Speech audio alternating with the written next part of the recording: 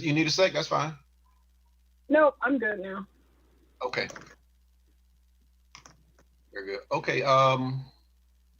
Okay, we are back in session at 1:05. Ms. Godot, you're on your case in chief, and you're going to call your next witness. Yes, thank you, Your Honor. Your Honor, the city would call Mr. Jeff Gagnon. Good afternoon, Mr. Gagnon. Good afternoon. Can you raise your right hand to be sworn in? Yes, sir. Do you hereby solemnly swear or affirm that the testimony you give today will be the truth? I do. Thank you. Go ahead, Ms. Godot. Thank you so much. Could you please state your full name for the record? Jeffrey W. Gagnon, Gagnon. And Mr. Gagnon, are you currently employed by the city of Riviera Beach? No, I'm not. Were you previously employed by the city of Riviera Beach? Yes, I was. And what was the last position you held with the city of Riviera Beach? I was the Assistant Director of Development Services for the City of Riviera Beach. And how long were you in that position? I believe I reverted back to that position on June 15th of 2020. Prior to that, I was the Acting Director of the department for approximately 3 years. And I was the Assistant Director prior to that. I don't remember off the top of my head the length of time. Okay, how long were you with the city altogether? I believe just over 13 years. Okay. And were you always in the same department? I was within the same department. There was a name change at one point in time where the department used to be referred to as Community Development, and that was changed to Development Services a few years back. And in that department that changed names, what were your general duties? It was a variety of duties. Planning and zoning was the main focus. The department originally consisted of the Planning, Zoning, and Building Division. When it was converted to Development Services, it also included the Code Compliance Division. So that was the main focus of that job. Okay, and in the positions you held with that department, did you have or required to have any certifications or licenses? There's no requirement. However, I did have a planning certification, AICP planning certification. And is that an annual certification? No, once you have tested for the certification, there's a credit maintenance requirement. So long as you maintain those credits, it's yours in perpetuity. So like a continuing education type of requirement? Basically. Okay.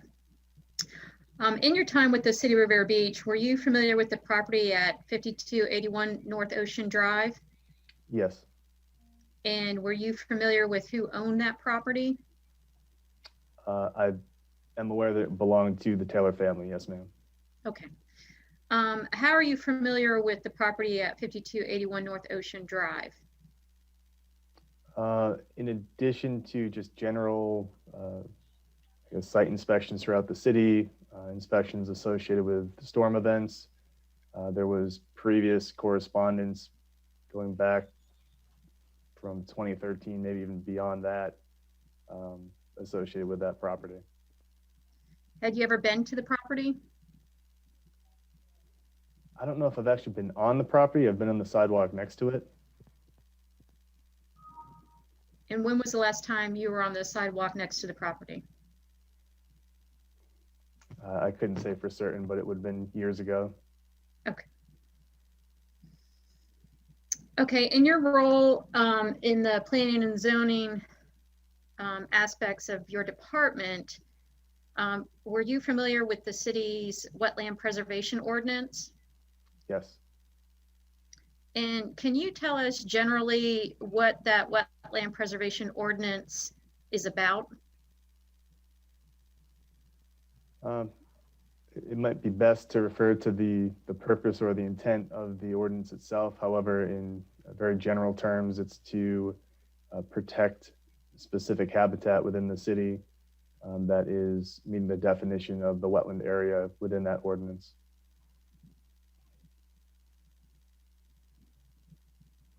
Okay, so I don't know if you have in front of you, but I sent out the code sections related to this case.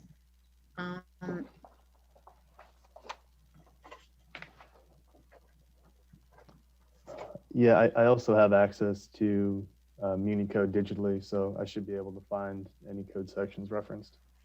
Okay, so I'm specifically for the magistrate and Mr. Ryan's purposes, I'm looking at the code sections that we sent out, starting at page 1, going through page 16. We in code file volume 1 or 2? Oh, I'm sorry, it's code sections. I believe it's under our code section file. I'm sorry, code citations. Got it.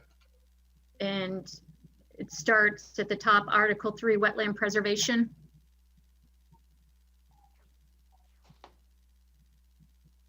Is it good? Yes. Okay. All right, so section 23-81 through section 2389, is that generally known as the city's wetland preservation ordinance? Yes. And do you know when that ordinance was first adopted? It appears that it was adopted by ordinance number 2153 in 1982. Okay, so in the materials that I provided, starting at page 6, at the top of it is ordinance 21-53. That would be the original ordinance passed by the city? Correct. Okay. And on page 15 and 16, there's an appendix 1 and 2. Do you see that?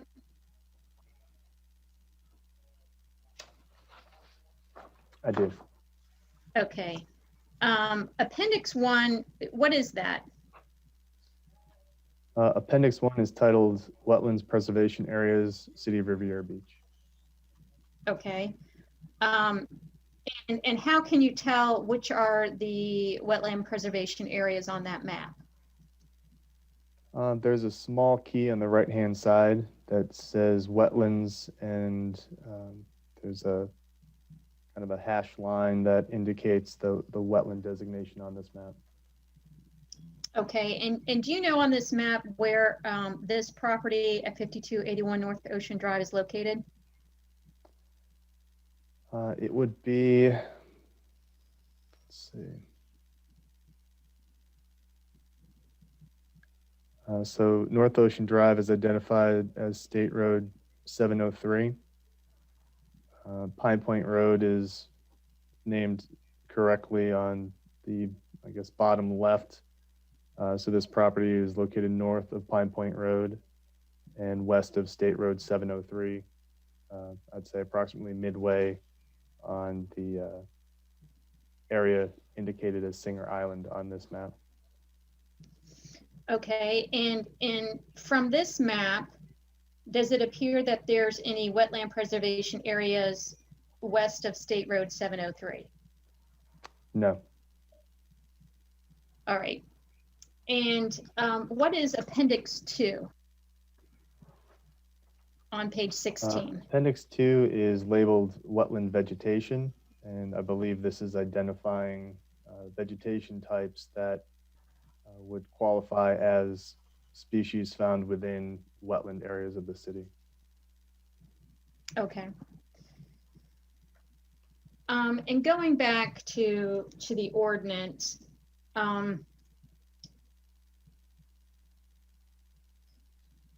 if someone wanted to develop their property and this ordinance might be applicable to their property, what do they need to do? Objection, relevance, Your Honor. Foundation, she's already established that there are no wetland preservations areas applicable to this property. Overruled. So what the Wetland Preservation Code section delineates is areas that could be wetland areas that may not be designated on the map. It places a burden on the applicant to identify whether or not wetland areas exist. It also provides for specific permit procedures for development within areas that may be wetlands. And can you point to where in the ordinance that the burden is placed on the applicant to establish the wetland preservation areas? Yes, within section 23-83, parentheses C, burden of determination. Okay, so What even page is that though on? it's on page 2 of the sections I provided, section 23-83, subsection C. Okay.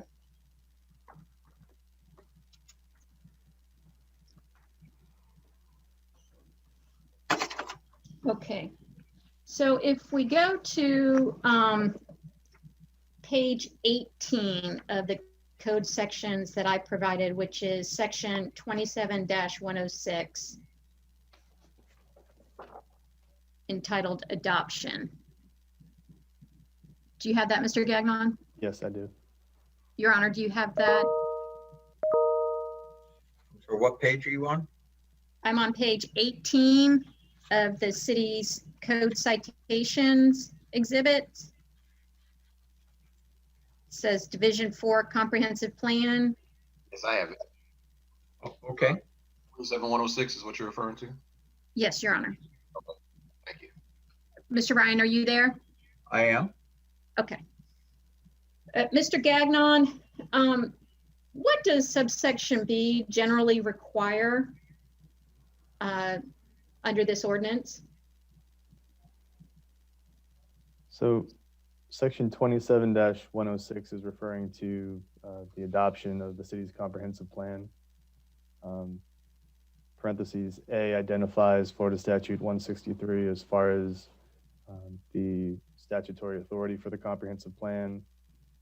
Parentheses B is identifying that there is a coordinated and harmonious approach to development within the city. Okay, and what is the comprehensive plan? So the comprehensive plan is more or less the foundation of any development activities within the city. It really sets the groundwork for uses and specific provisions associated with geographical areas of the city. Your future land use map is contained within the comprehensive plan, and that again sets the framework for development activities. And how does the comprehensive plan work with the city's code of ordinance in terms of development? So the comprehensive plan is the document with higher authority, and the city's land development regulations and zoning provisions would have to comply with the comprehensive plan. And so essentially all development within the city needs to comply with the comprehensive plan. That's correct. And do you know, does the city's comprehensive plan have a conservation element? I believe it does, yes. Okay, if I could direct your attention to the next page, page 19 of the city citation exhibit. Do you have that? I do. And Your Honor, do you have that? Mr. Ryan, are you? Page 19? Yes, sir. Yes, I do. Okay. And Mr. Gagnon, do you recognize what page 19 is? Yes, I'm actually scrolling to it on the original full comprehensive plan, but that specific page that's labeled 19 is part of the city's comprehensive plan within the conservation element. I believe it's page 63 of the city's comprehensive plan. Okay, and what is that objective about? So it provides authority to the city to really implement the wetland preservation section of the land development regulations. So it's, again, coinciding directly with our land development regulations and providing that authority to enforce the wetlands preservation ordinance itself.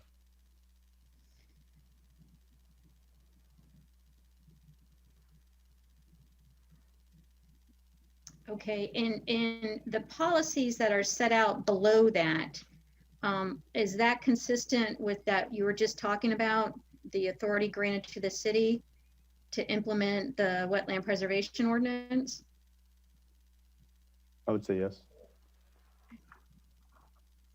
All right, to your knowledge, does the city have a ordinance that covers residential docks? There is an ordinance that covers residential docks. Okay, if I can direct your attention to page 20 of the city's citations. Your Honor, are you there? Mr. Ryan? I'm here. You Page have 20? page 20. Yeah. Yeah. Okay. Mr. Gagnon, are you familiar with this ordinance? Yes, I am. Okay, and how are you familiar with this ordinance?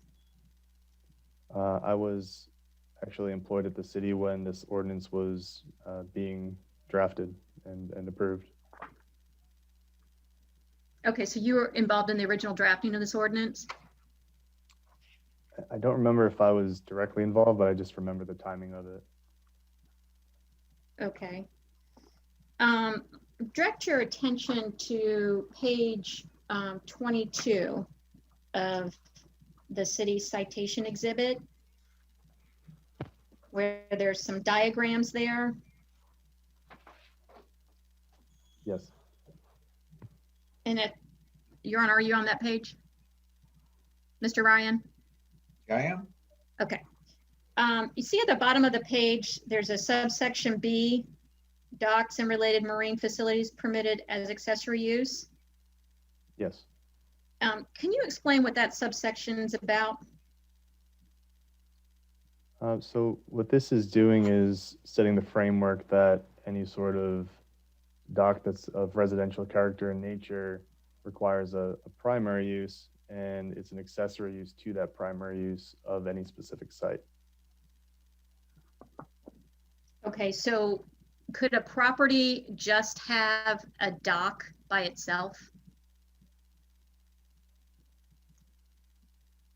I would say that there might be a provision within the city's comprehensive plan that allows for some construction activities outside of this code section, as far as viewing platforms, things of that nature.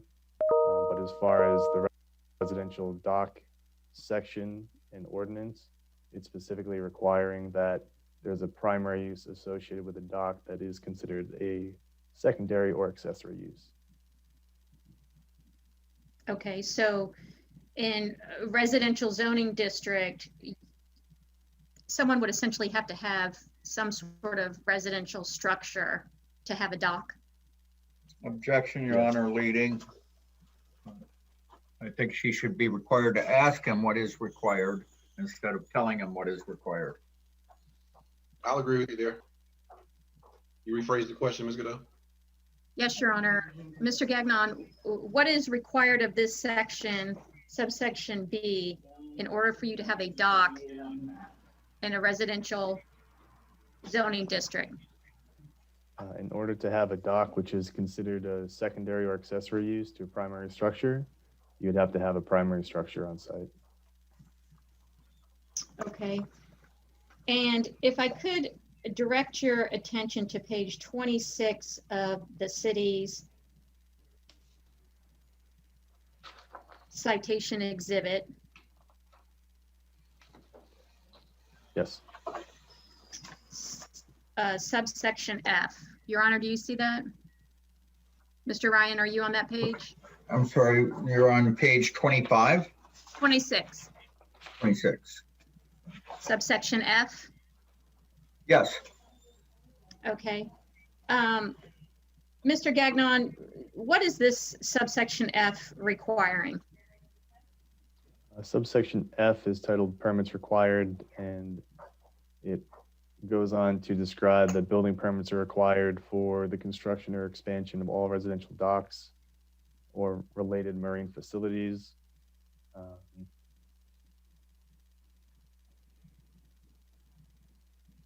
There's additional application requirements provided as well that are all laid out within this ordinance. Okay, so depending on the dock application, I may need a city building permit and I may need additional requirements. That's true. Can you be more specific what I might require? Typically, docks require a city building permit, approval from Department of Environmental Protection, as well as Army Corps of Engineers. Okay. So you've heard the testimony in this case so far, and Mr. Guy talking today about the issuance of the dock permit. What do you recall generally about the issuance of a dock permit for this property?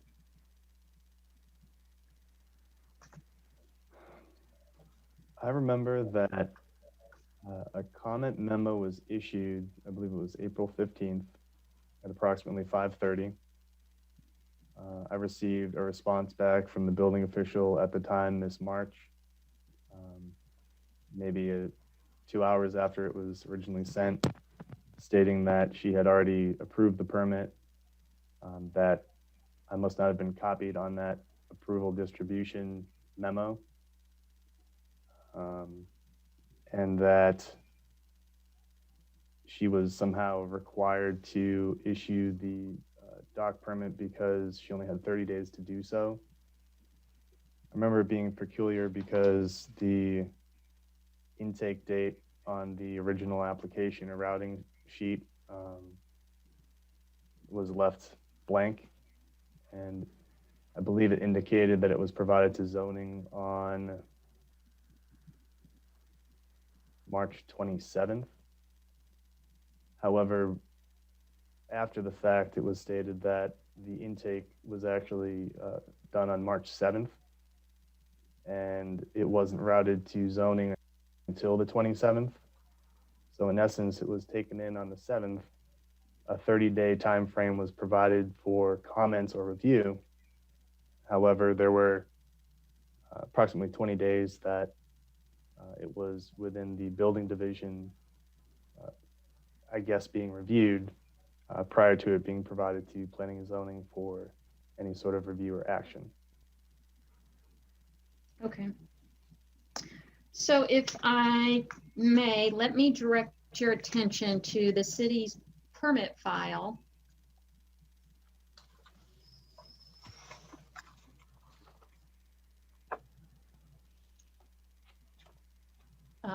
Looking at page 13. That's permit file volume 1.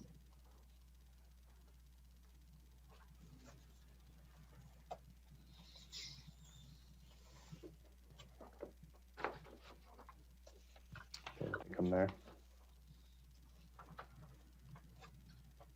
Okay, you're there? Yes. Your Honor, are you there? Good. Mr. Ryan, you're there?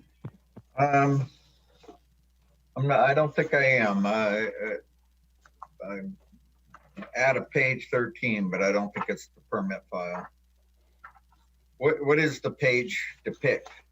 There is an email at the top of it. It says from Clarice Hayes, or Hayes Clarice.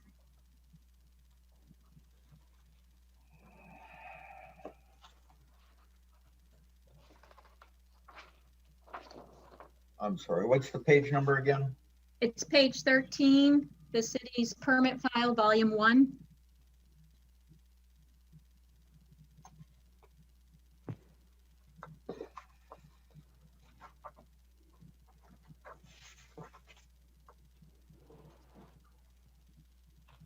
Okay, I found it. Okay. Jeff, did you send an email on April 5th to Lady March, Bovell Richards, and Clarice Hayes?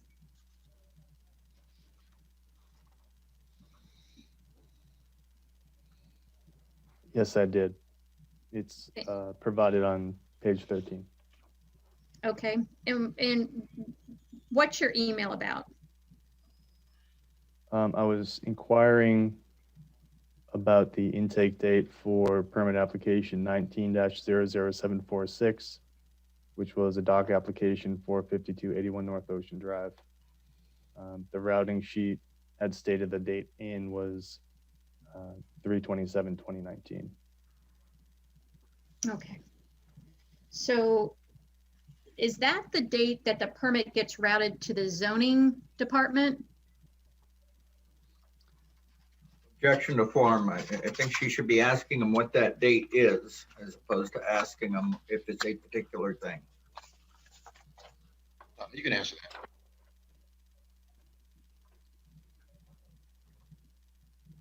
I'm sorry, Ms. Godot, could you restate the question? Sure. What's the significance of the March 27, 2019 date? It became significant because the building official's stance was that of a shot clock, or there was a certain amount of days that the city had to review this application per her interpretation of the Florida building codes. So the intake date became very important because, again, if only 30 days were allowed for review, then when it originally came in would really determine when an issuance date would have to occur.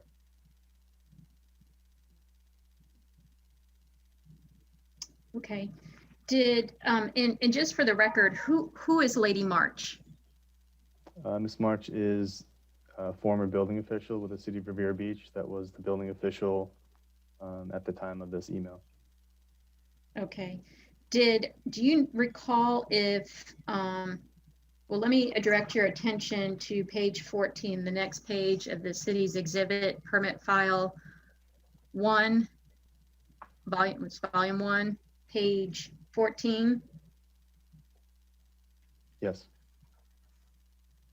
Your Honor, are you there? Mr. Ryan, you have that?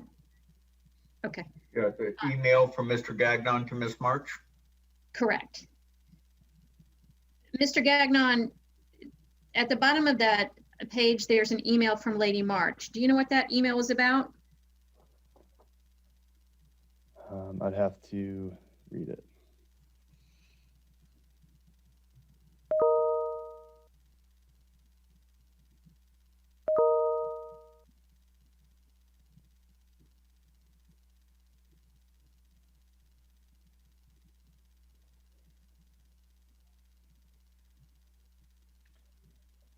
It seems as if Miss March was describing the process for kind of intake of building permit applications and revisions associated with building permit applications.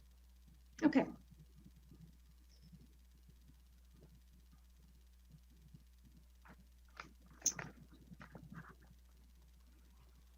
All right, now I'm going to move to the city's permit file volume.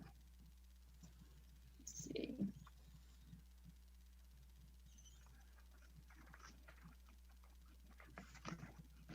Well, let me ask this. Do you recall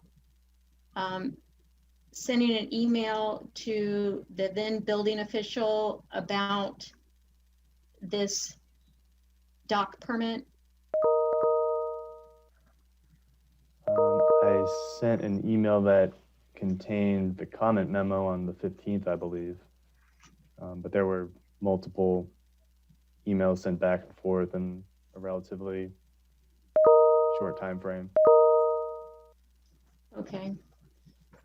Do you recall if you emailed her prior to, well, let me direct your attention to page 14 Yes. of the city's permit file volume 1. Has everybody got that? You're back at page 14, Yes, sir. the email from Mr. Gagnon to Ms. March. Correct. Yeah. Mr. Gagnon, do you recognize your email to Ms. March? Yes, I do. And what's the date on that email? The email was sent Tuesday, April 9th of 2019. Okay. Do you know what that permit number 19-007746 is regarding? Yes, that is the dock application for 5281 North Ocean Drive, which is the Taylor property. And what was your intent in sending this email to the building official?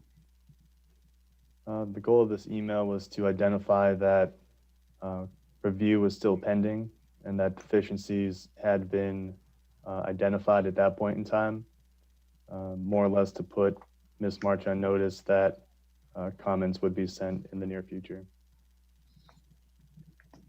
And did you send her comments in the near future? Comments were sent on April 15th. Okay. And what was the form of your comments? I provided an internal memo to the building official. It was sent through email and also included others on that email distribution. Do you know who else you included on that email distribution? I don't off the top of my head without seeing the email itself. I do recall, I'd prefer seeing the email before I make statements on it. Okay. Let me direct your attention to page 35, which should be volume 2 of the city's permit file. And page 35 would be the page number at the bottom, not the PDF number, if you're relying on the PDF number.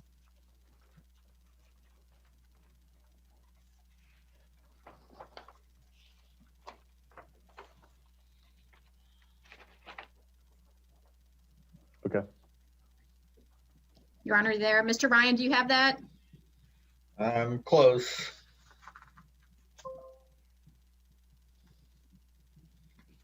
This is another email from Mr. Gagnon to Ms. March. Yes. Okay, I do. Mr. Gagnon, do you recognize that email? Yes, I do. What is that? This was the email that I sent on April 15th to the building official, Ms. March, that had the comment memo from April 15th attached thereto, and also copied Mr. Richards, who was the assistant building official, Ms. Hayes, who was also in the building division, as well as Ms. Hoskins, who was the interim or acting city manager at the time, Ms. Busby, who was with the city attorney's office, and the applicant, Daniel Taylor, 61 at AOL.com. Okay. And if I can direct your attention to page 45, 46, and 47 of that same permit file volume 2. Yes. Your Honor, are you there?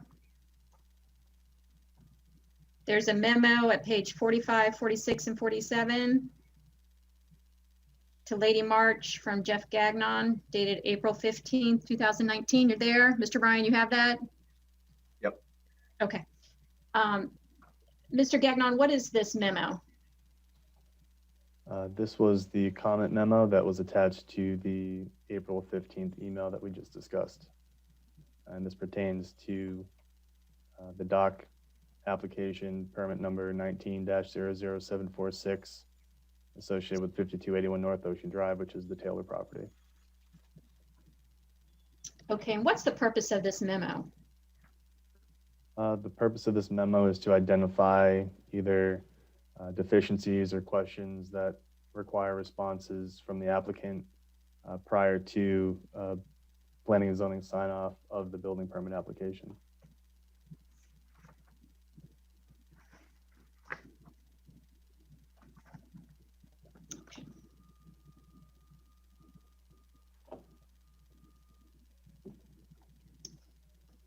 You mentioned earlier that you received an email from Ms. March after your April 15th email where she said she already issued the permit. Correct. Did she have this memo at the time she issued the permit? I can't speak to that directly. I believe her response through email indicates that it had been issued prior to her receipt of this memo, but I've never seen documentation that indicates one way or the other.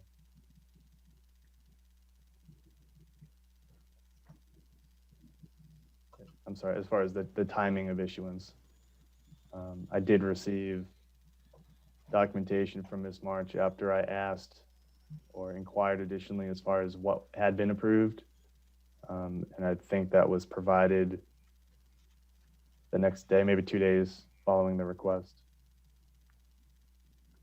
Okay, let me direct your attention to page 15, the city's permit file, volume 1.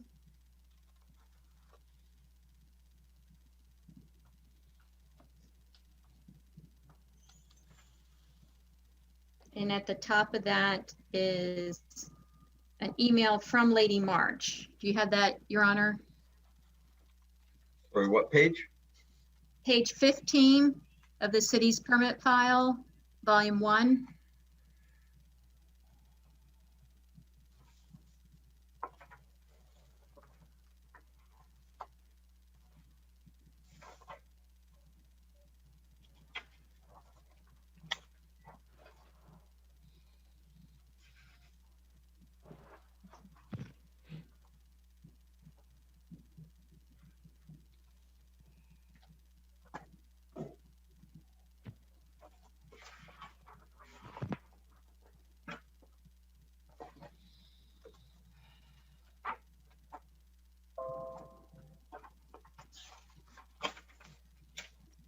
Okay, I think I have it.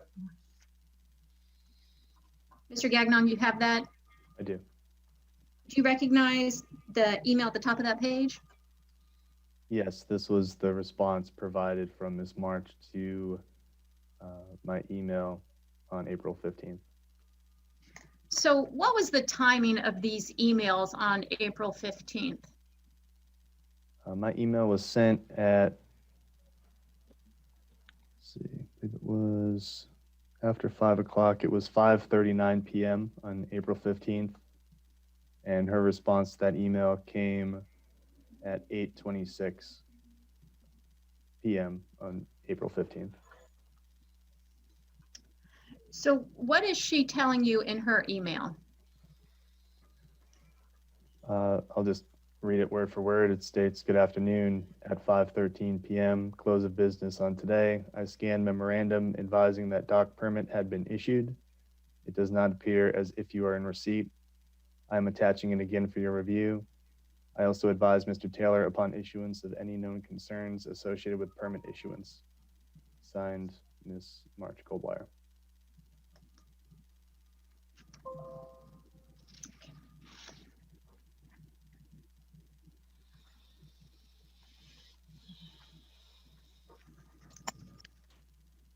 Were you aware of the email that came in December of 2019 from Mr. Ryan about this property?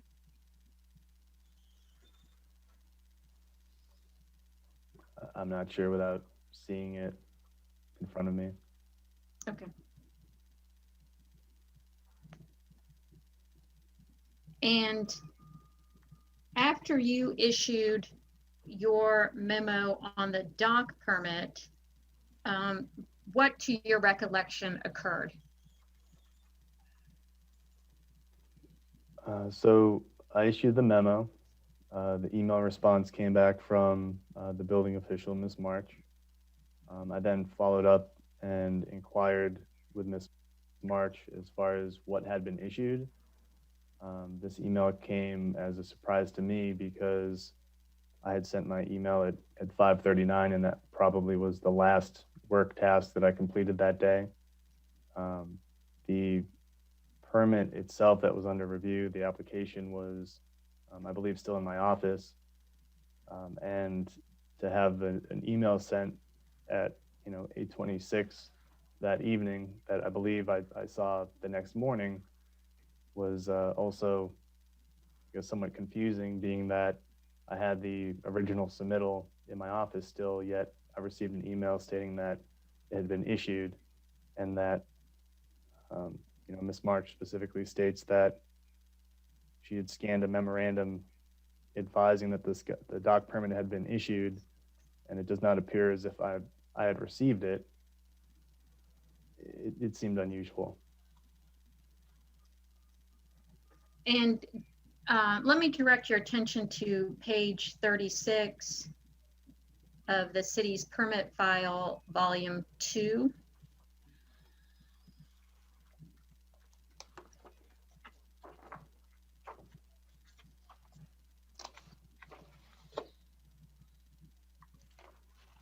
And what kind of document is this? This is an email from Jeff Gagnon to Daniel Taylor 61 at AOL.com, dated April 17th.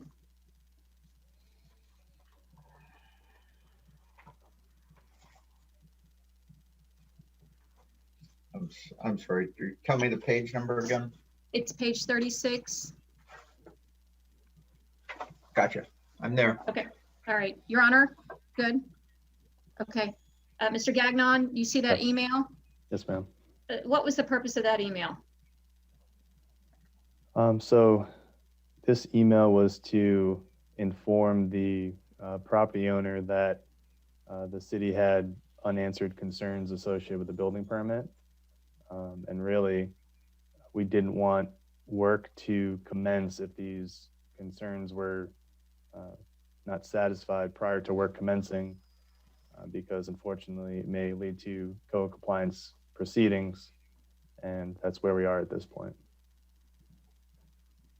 Okay, so when this permit was issued by Lady March, did it receive zoning approval? No, it did not.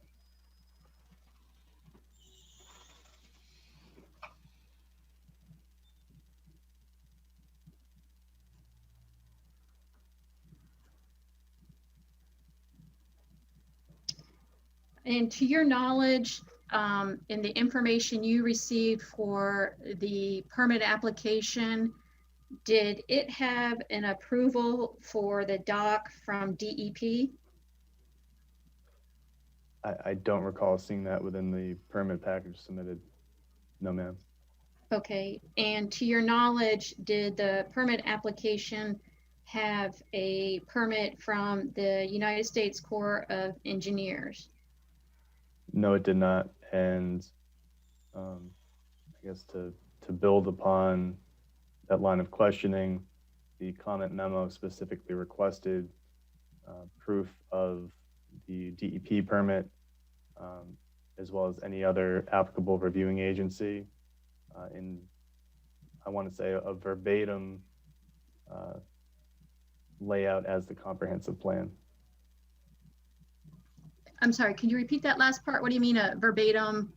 So the city's comprehensive plan asks for specific items to be provided, and I believe the comment memo mirrors what the comprehensive plan is asking for. And is that in the conservation element? That's not within the conservation element. That falls in the future land use element of the comprehensive plan.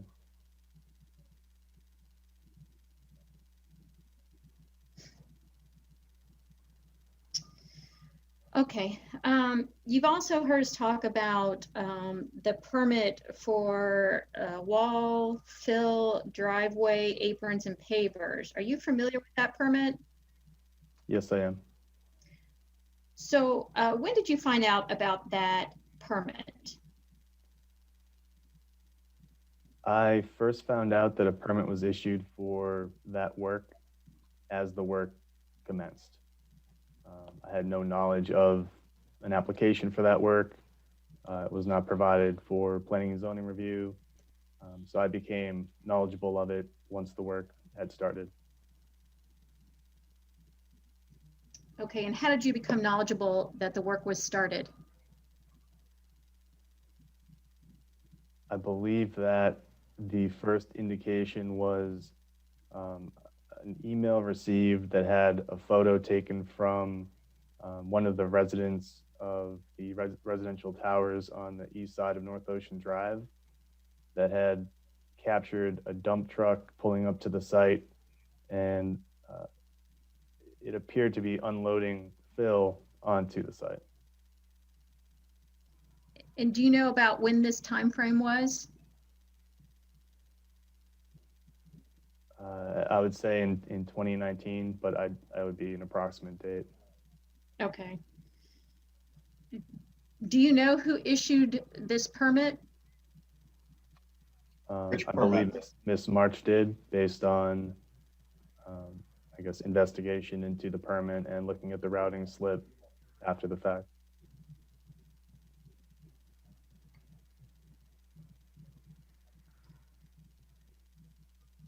And based on the routing slip, was zoning ever given this permit for review? No, they were not.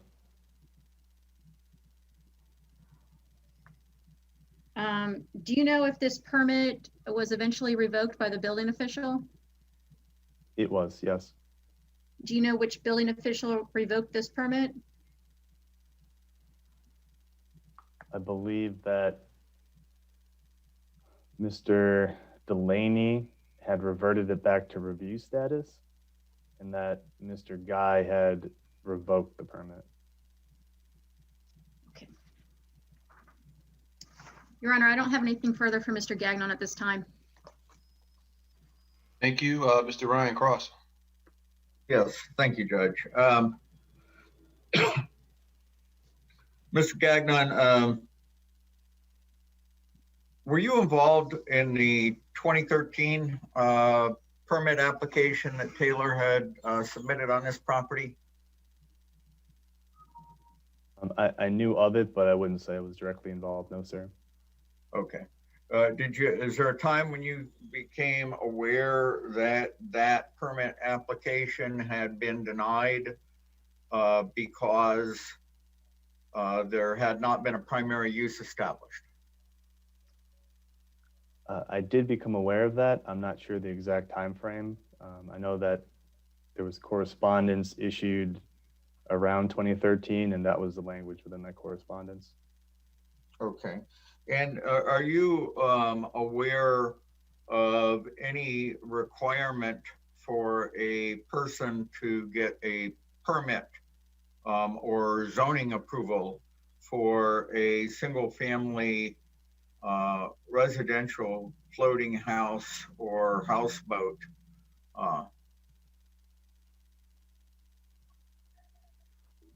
For a single family residential floating house or houseboat. The city requires permits for residential uses.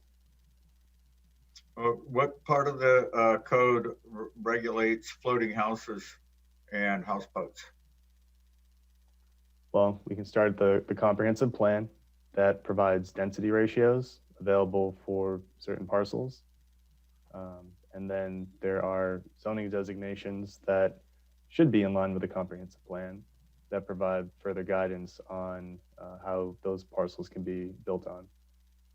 And those provide density and uses, but those don't, those provisions that you're talking about don't deal with permitting for construction of a floating house, do they? I'm not sure. Okay, so as far as you know, you can't, as you sit here today, you can't point to any code that the city has that requires a person to get a permit from the building department or an approval from the zoning department to bring a houseboat or a floating house to their dock. Well, our code acts in a manner that if a use isn't specifically provided as a permitted use, then it would be a prohibited use. Okay. So if single family residential is a permitted use by right, then it would be a permitted use by right.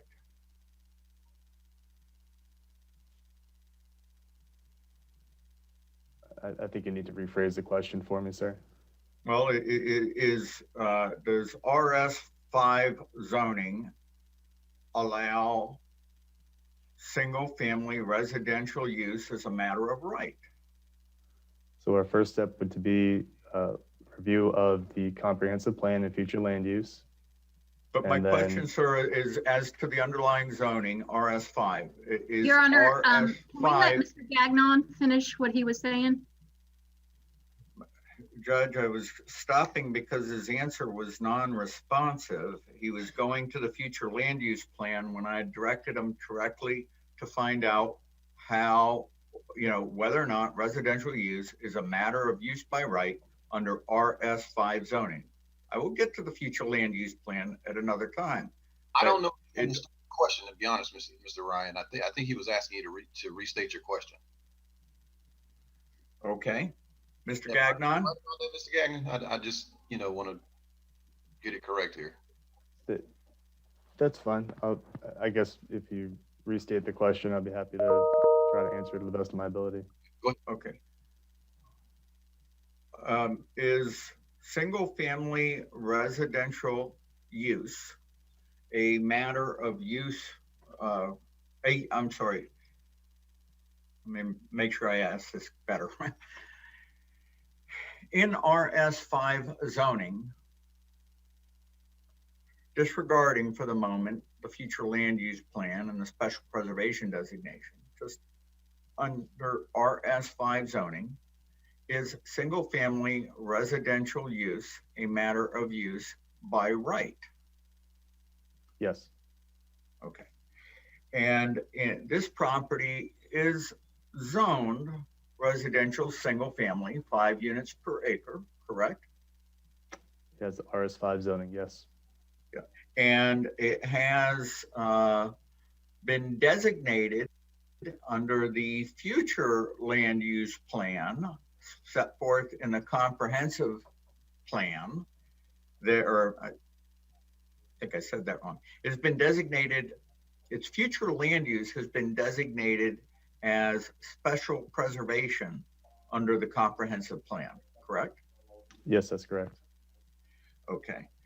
And Are you aware of the history of the litigation that occurred between the Taylor family and the city of Riviera Beach with regards to how the future land use in the comprehensive plan affected the Taylor's right to use their property? I am aware that there was previous litigation that definitely occurred long before I began working with the city. So I'm not as intimately involved or knowledgeable of those documents. Okay. Well, you were, or the city at least was reminded of the outcome in that litigation while it was reviewing this permit application, correct? The dock permit application? I'm unaware of any written response to my memo. I'm not sure if another individual received correspondence. Okay, earlier I heard testimony from Mr. Guy that he received what he referred to as a document dump in response to a meeting on November 5th, where he claims we talked about your April 15, 2019 memo. Did you ever have a chance to review that so-called document dump?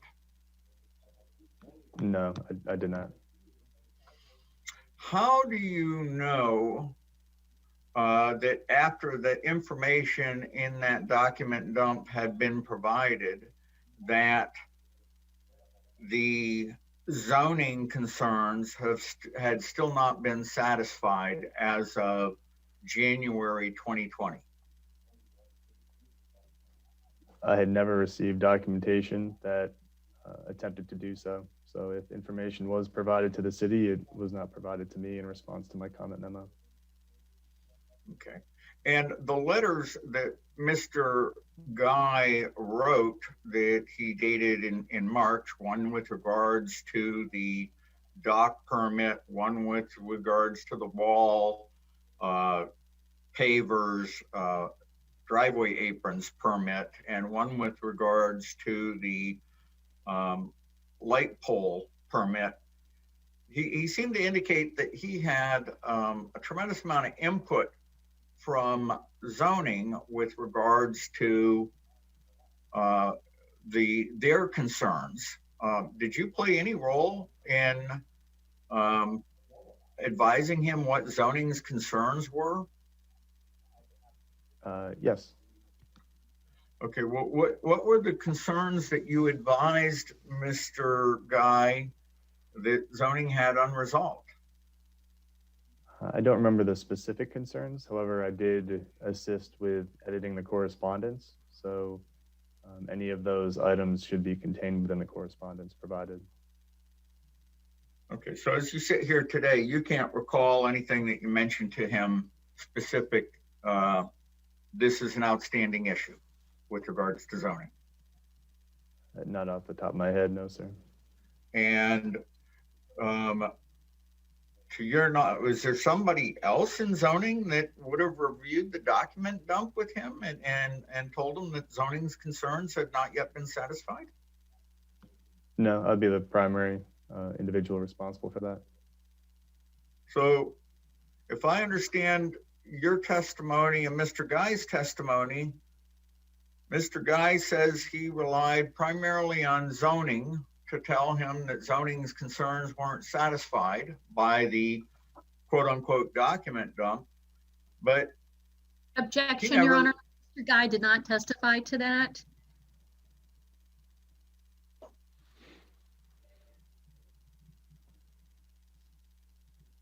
I believe he did, Your Honor, but your mic is off.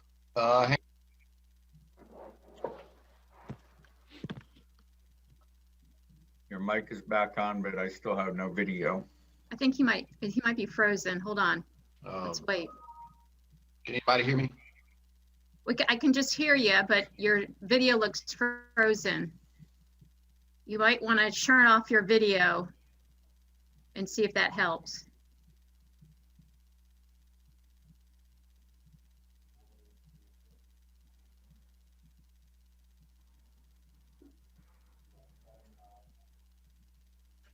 If anybody's not speaking, if they could turn off their videos so we could free up bandwidth, I would appreciate it. Okay, he's logged out, so let's just wait. The magistrate. Yeah.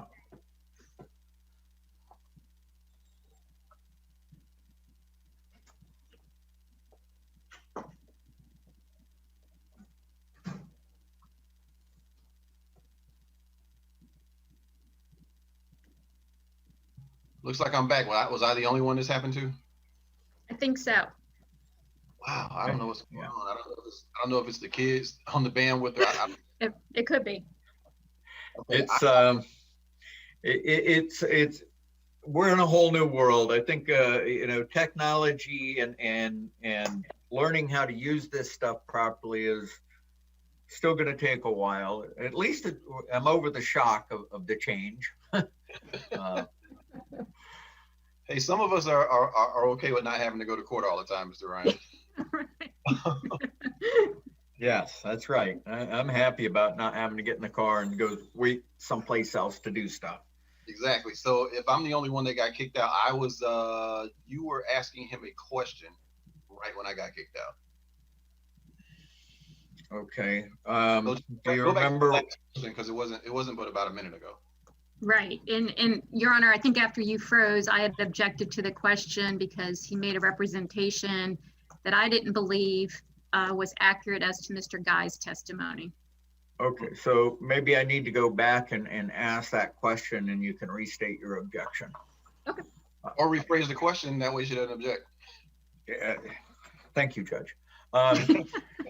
So if I understand correctly from Mr. Guy, the letters that he wrote in March contained, his concern with regards to the Army Corps approval of the dock, and in almost every other regard with regards to the wall, the driveway aprons and pavers and the dock, he said that the reason the permits were getting revoked was failure to satisfy planning and zoning comments. Do you recall, is that your understanding of what Mr. Guy testified to? I don't recall exactly how he provided that statement. Okay, but in any event, the response that he acknowledged getting, this what he called a document dump, which was attached to a December 23rd, 2019 email. It's your testimony today that you would have been the one to review it to see whether it satisfied the planning and zoning comments, and you don't recall ever receiving it or reviewing it. I don't believe I received the documentation. No, sir.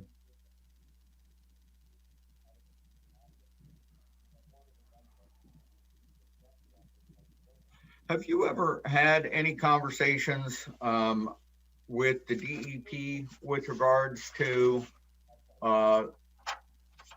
Taylor's intended use of his property? Not that I can recall, no. Have you ever had any conversations with any city council people with regards to Taylor's intended use of the property? I believe that we both participated in a meeting that involved a city council member, and there was discussion of the property. Okay. So other than the public discussion in the meetings, there was no conversation that you can recall with any council people? Well, the meeting I was referring to was not during the council meeting. It was a meeting that involved myself. I believe you participated in it. Mr. Taylor participated. Gotcha. That's the first thing that came to my mind. Okay. And do you know why that meeting was called? I don't recall who initiated the meeting. I do remember just getting the request and accepting the meeting invitation. Okay. Do you recall what occurred at that meeting? I remember a discussion of the property, and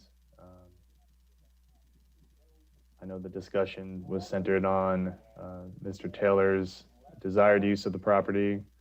I believe there was some requests for additional information from the applicant, property owner. I don't remember the specific topics, however. Do you recall whether he made it clear that he wanted to bring a floating home to a dock on the property? I don't remember that specific comment. Okay. Do you recall any discussion during that meeting with regards to the history of litigation with regards to this property? I don't remember providing that. I would assume that you would have added that to the conversation because you definitely have expertise on that. So I feel comfortable saying that, yes, I'm sure that information was provided. Okay. Do you know whether or not you or anybody else on behalf of the city made any effort to better understand how that litigation impacted Mr. Taylor's right to use his property?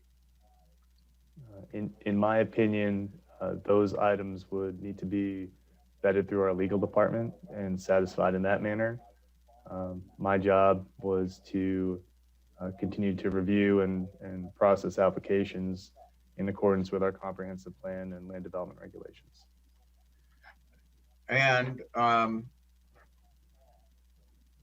do you know, well, did you ever do anything to make sure that the city's legal department addressed that issue and vetted that issue?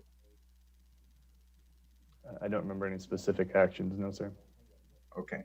Were you ever given any response from the city legal department explaining to you how to account for that litigation in determining whether or not this use was compliant with the city's planning and zoning Your guidelines? Honor, objection. We may be getting into some privileged conversation here. Since there is pending litigation related to this property. And if Mr. Gagnon was, I would say that hold the on, litigation. Hold on, Mr. I think he's frozen. The magistrate. Okay, I came back, I heard an objection. I didn't hear the question, and all I heard, Ms. Godot, you were saying something was in litigation, and that's all I got. And I don't know what's going on with my Wi-Fi all of a sudden, but it's gotten really shaky. Your Honor, you might benefit if you actually turn off your video. I had to do that in Zoom earlier this week because we had several attorneys on a Zoom meeting at one time. Oh, he's frozen. I had the same issue earlier this week, and it is your bandwidth because we had multiple attorneys on at one time, and so we had to all turn our cameras off and try to just do it via voice.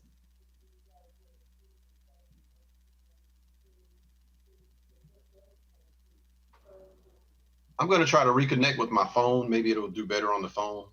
Okay. And Your Honor, I don't know if you heard me, but you also might do better if you turn off your video. Oh. Because if someone else in your house is using the bandwidth, that might be the issue. Yeah, there are at least two others. Okay. Hang on. But I do Zoom all the time with them on it. I don't know what's going on, but anyway, I'll stop the video. You keep going, I'll let you know. Okay, Your Honor, I think what the issue was Mr. Ryan had asked Mr. Gagnon a question about legal direction. And that's where I objected because since there is pending litigation, I did not want to get into perhaps privileged conversations between the legal department and Mr. Gagnon. And if you don't understand, well, if you didn't hear the question fully, I would like to be able to rephrase it because I don't think that's the question I asked. It was a little bit different than that. Okay, go ahead and re-ask the question so I can hear it fully. Okay. Mr. Gagnon, do you know whether or not you ever got any guidance? You don't have to tell me what the guidance was. Did you ever get any guidance on what effect the final order in the Taylor versus City case had with regards to Taylor's ability to use his property relative to the planning and zoning concerns that you thought needed to be addressed? No. Okay. I was gonna say he already answered the question, Ms. Cadeau, so. Yeah, that's fine. That's fine. Yeah. I was fine with it rephrased as that. Okay. I want to go back a little bit and cover some of your cross with regards to some of your direct testimony. And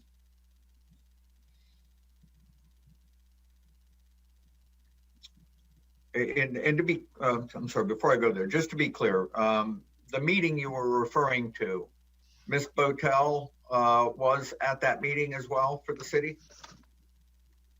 Yes, if I remember correctly, there was Councilperson Botel attended. There was a representative from the law office of Lewis Longman Walker. I'm trying to remember who else was in attendance, but I think we're speaking of the same meeting. And do you recall the city manager being in attendance as well? I don't specifically recall that, but it could have been. Okay. And just from my recollection, the city manager, he's kind of a big guy, right? There was a big guy, maybe 240, 250 pound guy, over 6 feet tall. Would that fit the description of the city manager? I don't know. You don't know how tall or, okay. All right.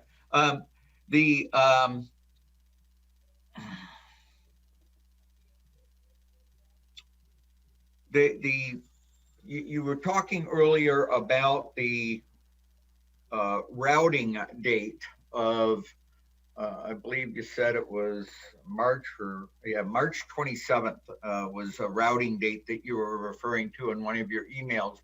Is the routing date different than the application date? So if I can locate the sheets.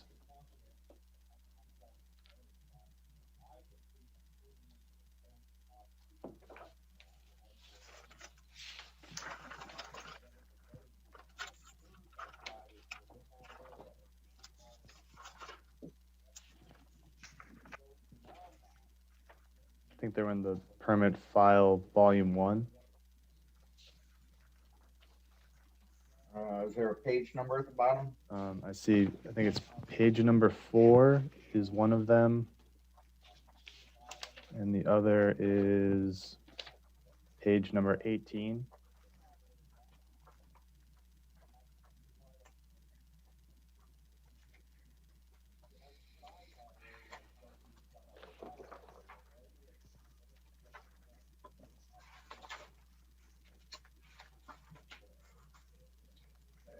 Page number 4 is a plan review routing slip. Yes, sir. And that one deals with coastal design and contracting, a dock install. That's the dock routing slip. And it says date in March 07/19, correct? Yes, both routing slips are for the same permit number. So page number 4 and page number 18. Okay. And go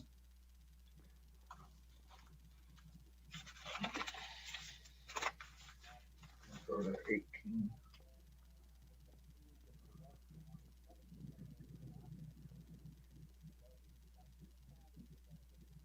So number 4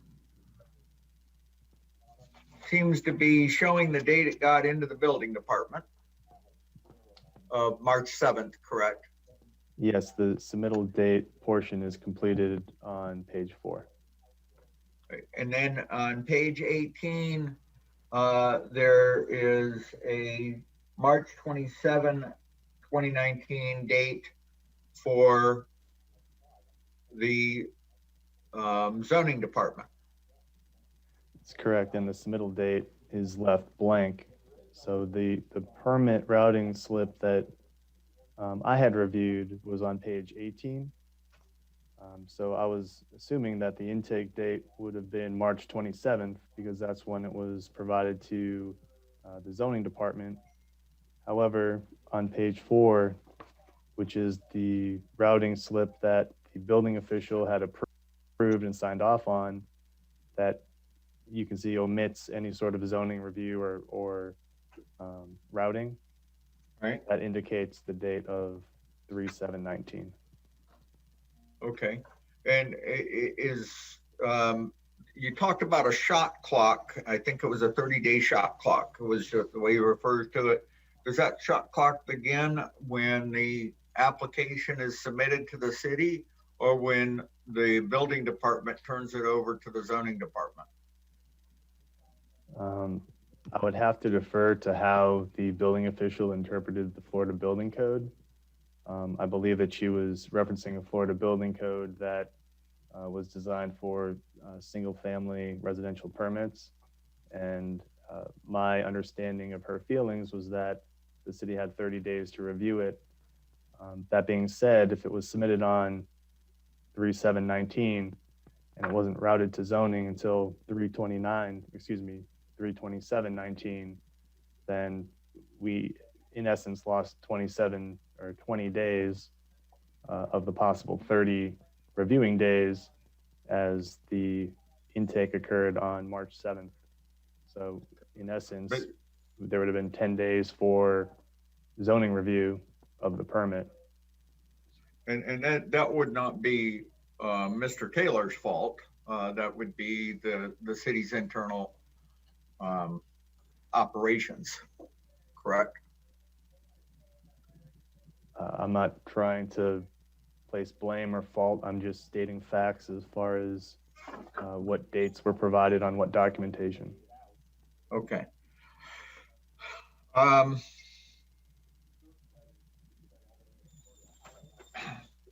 What documents did you refer to or review to determine whether or not Mr. Taylor had approval from the DEP and the Army Corps for the construction of the dock that he had gotten a permit from the city for? I reviewed the documentation associated with the plan review routing slip that is identified as page 18. So all the supplemental information provided with that routing slip. I'm trying to remember which email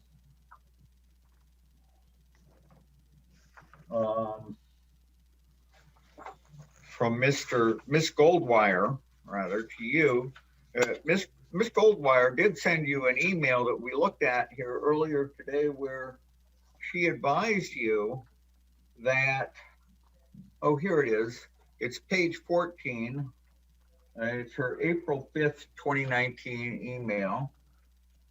And it, Miss Lady March tells you that accepted the original documents pending receipt of DEP approvals, plural, which were received. You see that?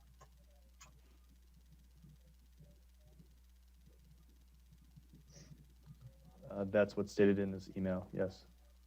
Did you ever take the time to review those DEP approvals or either of them? Well, if they weren't provided within the permit submittal, then they would not have been reviewed with that permit documentation, and they were not provided under separate cover either to me. Okay, but certainly this email seems to indicate that they were provided to the city. Well, I guess the building official at that time would have to answer that question. Okay, well, that's what her email is telling you though, right? She says, pending receipt of DEP approvals which were received. I haven't seen the DEP approval personally. Okay, but you did get the email telling you that she had them. I was sent this email from the building official. Did you ever ask her specifically to show you the DEP approvals? I don't recall. If they were an important thing to you, is there a reason why you never asked her to see them when she told you she had them? Well, the comment memo associated with the permit asks for that documentation, and it's addressed to the building official. So if the building official had that documentation, she had the opportunity to provide it. However, that didn't occur. Okay.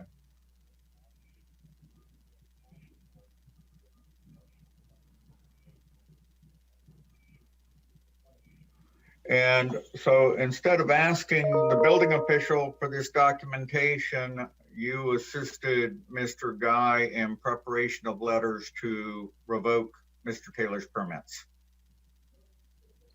I think the question is kind of time warping as far as who was working for the city at what point in time. The two individuals you're referring to weren't at the city concurrently. Right. Did you ever ask Mr. Taylor or me for a copy of the DEP or Army Corps approvals? So my April 15th comment memo specifically makes that request. And the email that I had on record for Mr. Taylor was copied on that email distribution. So yes. So you asked for them. Miss Lady March Goldwire had told you that she had them. And instead of telling her, please let me see them, you sent an email to Mr. Taylor and wrote a memo to Miss March. The email was intended to distribute the memo to Miss March, and Mr. Taylor was copied on that. And in that email, you told Mr. Taylor that his permit was void, correct? I'd have to refer to the specific email.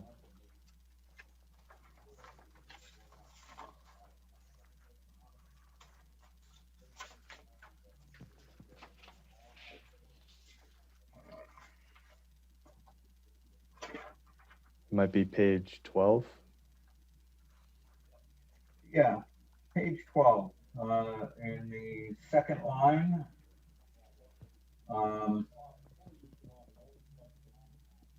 You conclude that it was issued in error, and you inform him it is now void, correct? Yes, so the email states, good afternoon, Mr. Taylor. I regret to inform you that city permit 19-00746 associated with dock construction at 5281 North Ocean Drive, open parenthesis, attached, close parenthesis, was issued in error, is now void, and should not be relied upon for any construction or building activities. This is due to the fact that the plans provided to the city were labeled as preliminary, not intended for construction or building permit review, and not signed and sealed documents. Additionally, there is an outstanding request for additional information, which was attached, which requires responses from the applicant. Furthermore, all city reviewing disciplines have not reviewed and approved the city building permit application submittal, which is required prior to permit approval. These outstanding items must be satisfied in order for city staff to issue a valid city building permit. Thank you, sir. And as you stated earlier, you did not hold a building official's license at the time that you wrote that, correct? I've never held a building official's license, no, sir. and you did not have the legal authority to revoke or rescind or otherwise void a building official's permit. I don't agree with that statement. You think you had authority to void a permit issued by a building official? I think I had authority in an acting director's role to ensure that all permits were issued according to all city codes. Well, and that authority extends to working with your building officials, but isn't it true that only a building official can issue a building permit or revoke a building permit? That's true. Okay. And in this letter, you talk about requested further information, but you don't talk about DEP documents that Miss March Goldwire had already told you she had, or the city had. Is there a reason if the DEP documents were your big issue that you didn't mention them, right off the bat and say, Mr. Taylor, we don't have the DEP approvals that Miss March Goldwire says we have? That request was contained in the April 15th memo. And if he had already confirmed with your building official that she actually had them, what's he supposed to do?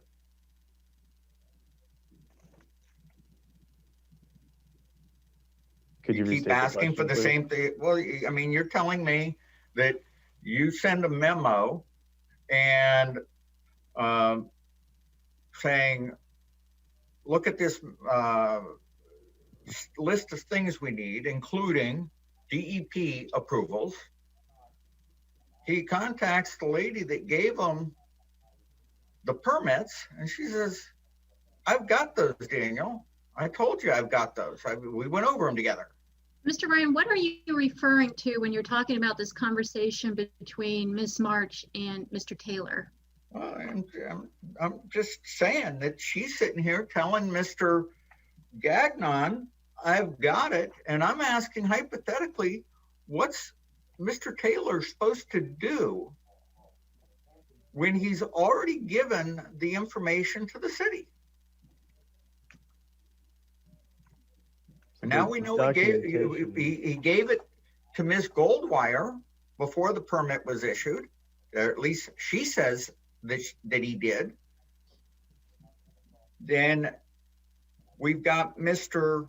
Guy saying it was again included in the December 23rd, 2019 info dump that you didn't see. How many times is Mr. Taylor supposed to give you the DEP approvals before you take the time to read them? So if by you mean submit to the city, then the process or procedure would have been to submit the documentation with the permit application. So I can't speak to what the building official did to documentation that she may or may not have received, but it did not go concurrently with that building permit application, and it should have done so. That would have avoided a lot of confusion, it seems. One of the other things that Mr. Guy testified was a zoning issue was the failure to establish a primary use. When did you first become aware that Mr. Taylor's primary use for this property was going to be to bring a floating home of sorts and moor it at the dock?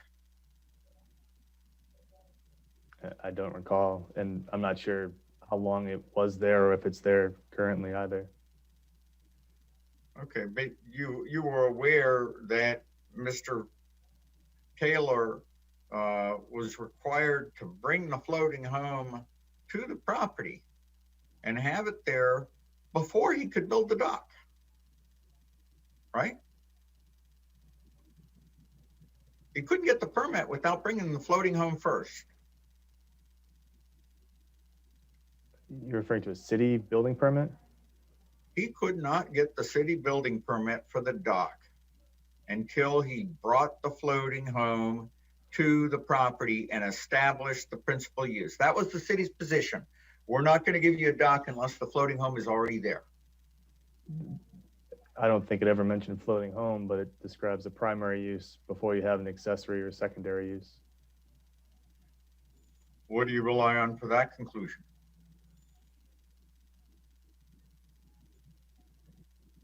The conclusion What's the principal use for the property other than residential use? That's a great question right now, because there is no principal use on the property that I'm aware of. Okay, but if you brought a floating home there, that'd be the principal use, wouldn't it? Residential use. Well, if you go to the comprehensive plan, it doesn't allow any density on that parcel. So I guess it's a difficult question. Yeah, so it's your conclusion that because of the comprehensive plan, no residential use is allowed on that property. I just said it was a difficult question. Well, is Mr. Taylor allowed to permit a residential use on that property, sir? Well, I don't think I have the answer to your question. I think there's an out clause in the comprehensive plan that refers to judicially vested rights. So I think a court will have to make that determination. Right. And you're aware that there's a court proceeding to address that right now, right? Not really. You're not familiar? You haven't been subpoenaed to be deposed with regards to the same issues that we're dealing with today? No, looking forward to it. Okay. Well, you haven't gotten the subpoena yet? No. Okay. You haven't been contacted about that? Nobody's asked you about dates? I have not been subpoenaed. I have not been contacted either.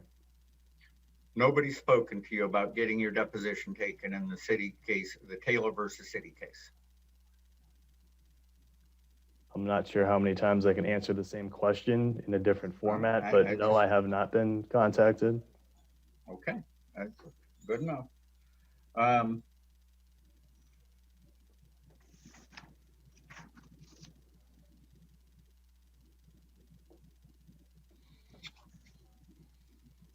You were aware that a floating home was brought to the property? There was a boat or structure or floating home at the property for a point of time, yes. Mm-hmm.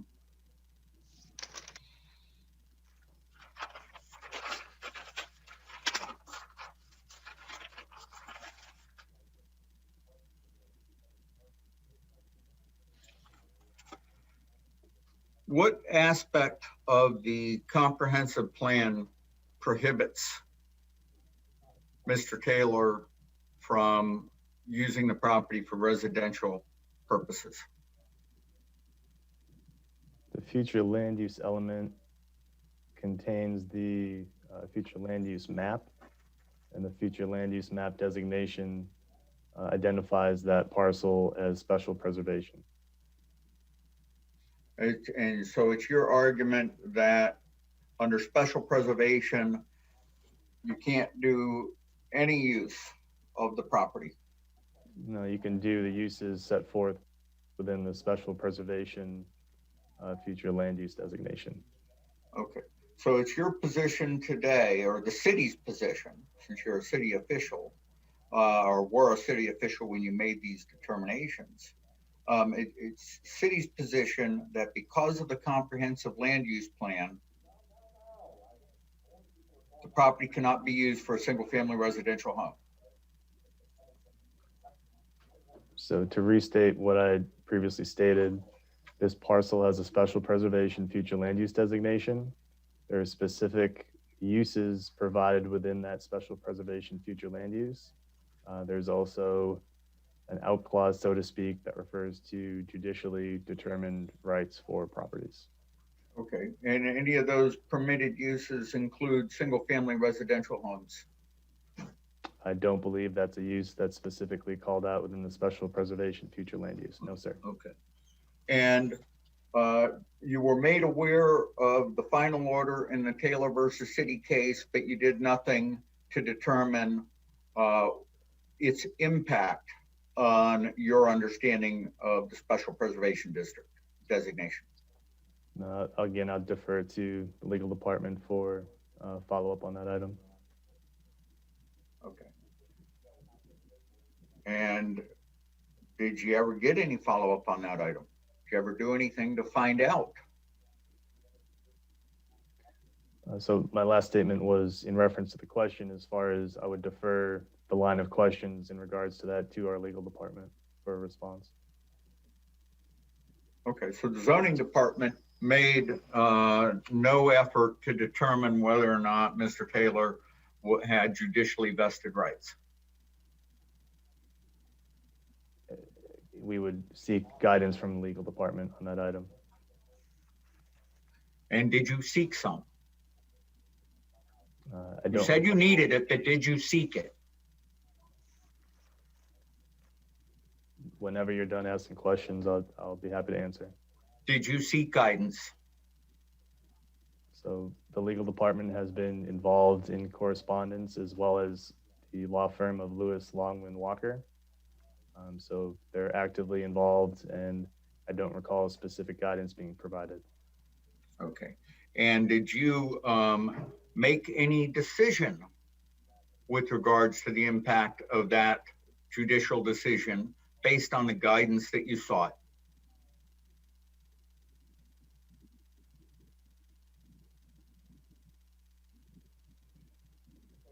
Did I make any decision based on legal guidance associated with the property? Is that the question? Correct. The city make a decision as to how to behave in light of the guidance that you sought from your legal counsel. I Your Honor, haven't seen I'm gonna object. I haven't asked for him to tell me what was said to him. I'm asking if the city made a decision in reliance on legal guidance.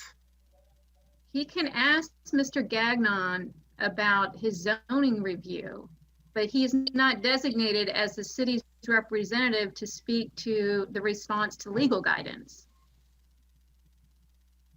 Well, he was the head of the zoning department. And he The can respond special for zoning. preservation future land use designation is a zoning issue. He said that he would need legal guidance to determine how it impacted his review. I asked him whether he sought guidance. He said he did. Now I want to know whether or not he made a decision based on the guidance that he sought. Is that, Mr. Gagnon, did you say you sought guidance? I made the statement that the city attorney's office has been involved, as well as the law office of Lewis, Longman, Walker, to attempt to directly answer Mr. Ryan's question. I don't believe a final determination has been provided or made at this point in time. At the time that you stopped working for the city, what efforts was the zoning department making to determine what the effect of that judgment was? I'm not really sure how to answer that. You know, the memo from April 15th was still outstanding. There was never a response to that. So I'm not really sure how to answer that question, Mr. Ryan. Are you aware that of the history with regards to the city versus Taylor, the Taylor versus city case? Did you do anything to look at the history of that yourself? Probably the most knowledge that I've received about that has come from you directly, Mr. Ryan. So you never bothered to read the order? Did you ever bother to read the order, sir? Which order are you referring to? Is there something The final, in my the backup final, information that I can refer to? the final order in the case of Taylor versus the city. Is there a page number I can refer to, sir, for the documentation provided? It is in my documents. It's exhibit number 11.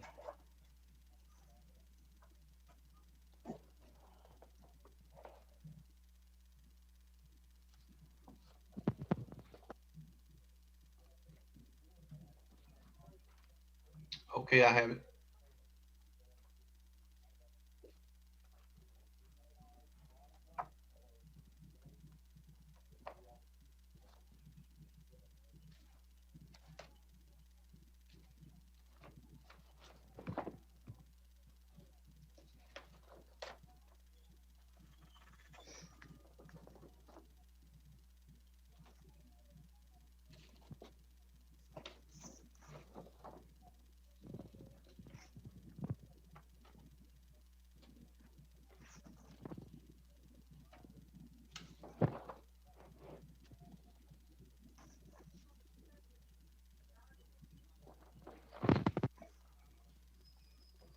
Found it.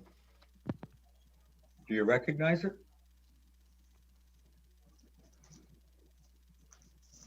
Not specifically. So you don't know if you've ever reviewed it before? I don't remember offhand, no, sir. Okay. And certainly then you didn't bother to review the 4th District Court of Appeals opinion or the Supreme Court of Florida opinion that preceded it. Did I bother to? Did you take the time to do that? If the word bother is associated with it, is that a yes or no response still you're seeking? I haven't really delved into any of the previous legal proceedings, and I guess the legal department would have to bother to do that.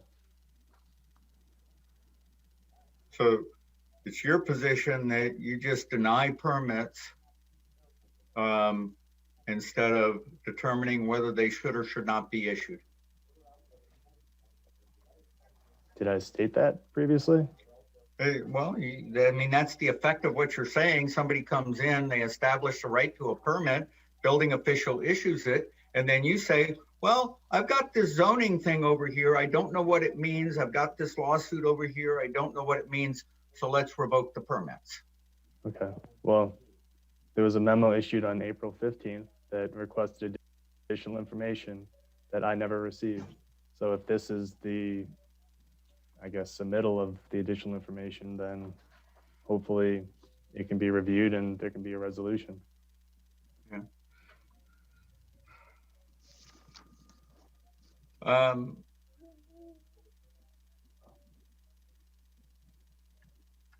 So far, we've been talking about the effect of the comprehensive plan on the dock permit application.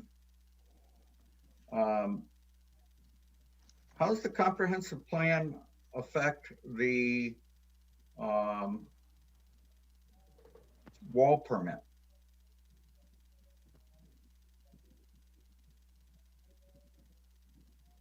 How does the comprehensive plan affect the wall permit? Well, the special preservation future land use would have to provide guidance as far as how a wall may or may not be constructed on the property. And did you review the future land use plan to determine whether or not the wall was constructed consistent with what it requires? Are you referring to the permit that was issued without planning and zoning review? No, I'm issued, I don't care whether planning and zoning reviewed it or not. I mean, that's not Mr. Taylor's problem. The issue is that 30 days after an application, a permit was issued for a wall, construction started, it's in place, and you've participated with Mr. Guy to cause it to be revoked. A wall that replaced a fence that had been there for 30 years. Is there a question? Is there a Yeah, question? it is. It is. Would you let him answer it? What's the question? I don't know what the question is anymore. Okay. Well, did you do anything to determine whether or not this wall that replaced a fence that had been there for 30 years somehow violated the comprehensive land use plan, and specifically the special preservation designation? Yeah, so we'd have to look at the special preservation future land use. The conservation element as well refers to wetland areas. I believe that information previously provided by Mr. Taylor has indicated mangroves in very close proximity to this site or on the property. I've think we'd have to review the wetland code section, which I believe is, let's see, Chapter 23, Article 3, for compliance with wetland provisions as well. So there'd be multiple items that we need to review and confirm compliance with. And why did you do that? Because the permit was not provided to planning and zoning for review. And how is that Mr. Taylor's fault?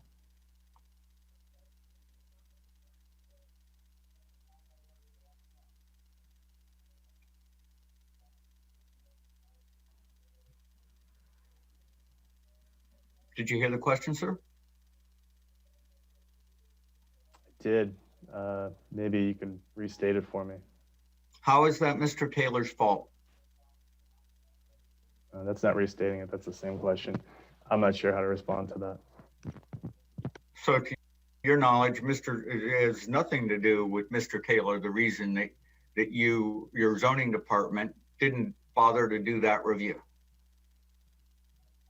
Well, the city's process requires that the building department intakes permit applications and routes them appropriately. This permit would have required planning and zoning review. A previous building official failed to ensure that the planning and zoning review occurred and had issued it without doing so. So that's a big reason why we're at this point.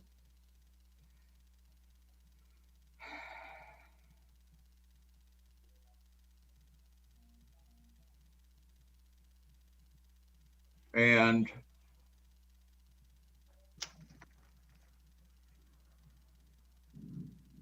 even after Mr. Guy was given a host of documentation on December 23rd, 2019, you still didn't do that review. No, I believe I did do an additional review. I think another memo was provided to the building division. But you didn't review the documents that were provided to Mr. Guy in December of 2019. No, I looked at the permit application that had previously been approved and not routed to planning and zoning after the fact, just to make sure that the file was complete. Why didn't you look at the supplemental information that Mr. Guy had requested after he had gone line by line through your April 15 memo? Well, inversely, why wasn't the information responded to? You know, the information I believe was requested from Mr. Guy. So if he had it, then it should have been provided. And if Mr. Guy had it and didn't provide it to you, how is that Mr. Taylor's fault? I don't think I ever said it was. You've gone out of your way to make sure that Mr. Taylor is prevented from using this property in any way, haven't you? Objection. Not at all. You've made it a personal vendetta to get under and prevent Mr. Taylor and Mr. Lozman from using their property, haven't you? You're gonna, Mr. Ryan, I'm gonna ask that you not argue with the witness. I'm asking him. Well, you know, asking whether or not you can ask certain questions, but I think you're getting into you're delving into arguing with them. So I'm going to ask you to not do that. Mr. Gagnon, are you aware of a criminal investigation into your interference with Ms. Goldwire's authority as a building official? Objection, Your Honor. Basis. I don't know how this is relevant.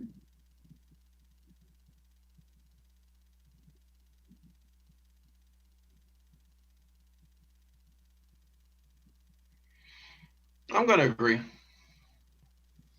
Okay.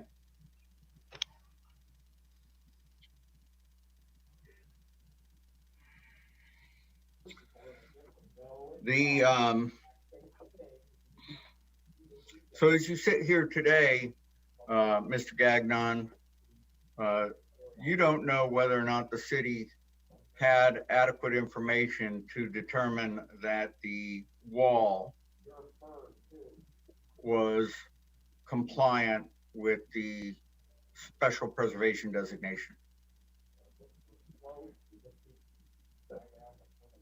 I'm not sure what has happened or transpired between me leaving the city in this point in time, if that's what you're referring to.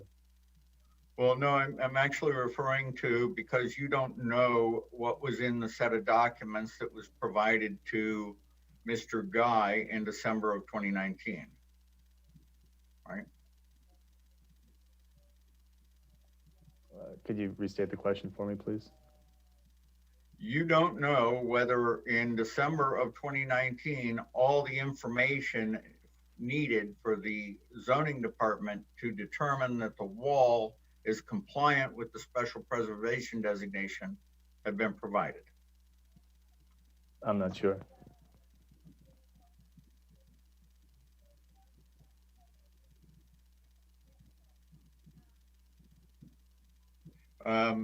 And you're aware that the ordinance with regards to the wetlands preservation areas states in it that the purpose of the ordinance is to regulate the areas designated on the wetland preservation area map, correct? I'd have to read the section. Okay. Let's do that again.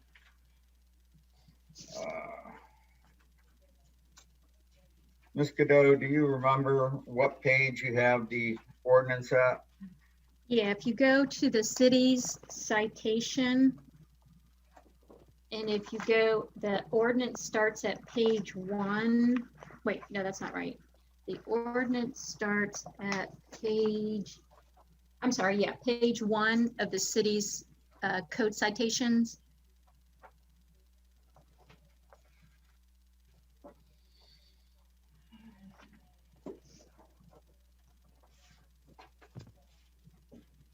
Okay, yeah.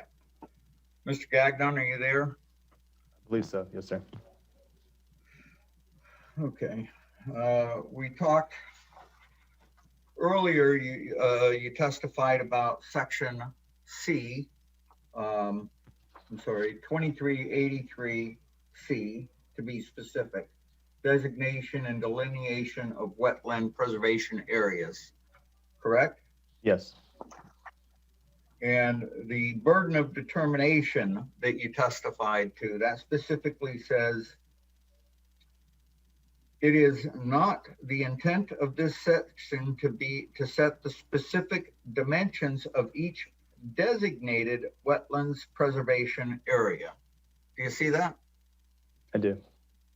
And what meaning do you give to the words designated wetlands preservation area?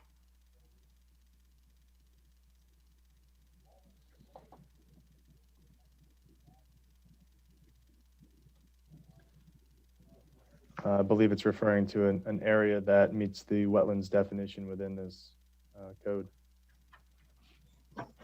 Well, the designated areas are those areas that are designated on the wetlands preservation area map. Isn't that correct?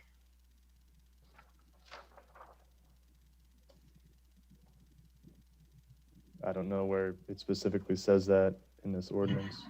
Well, let's go up to A, designation. Says the general location of wetlands preservation areas within the city to be regulated by this article is hereby noted on an official wetlands preservation area map. Does that help you understand what the word designated means?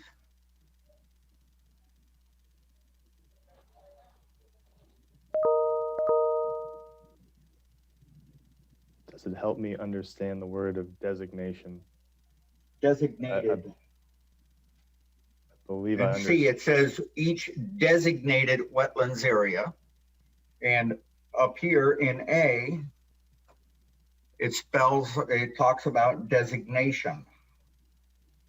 And my question is, Does that definition set forth in Part A help you understand what designated wetlands preservation area means down in C? My interpretation is still the same, that if an area meets the definition for a wetland area, that the burden of determination is on the applicant. Okay. So,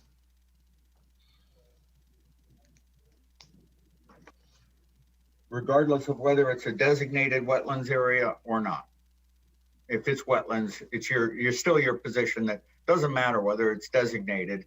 If it's wetlands, you got to go designate the boundaries.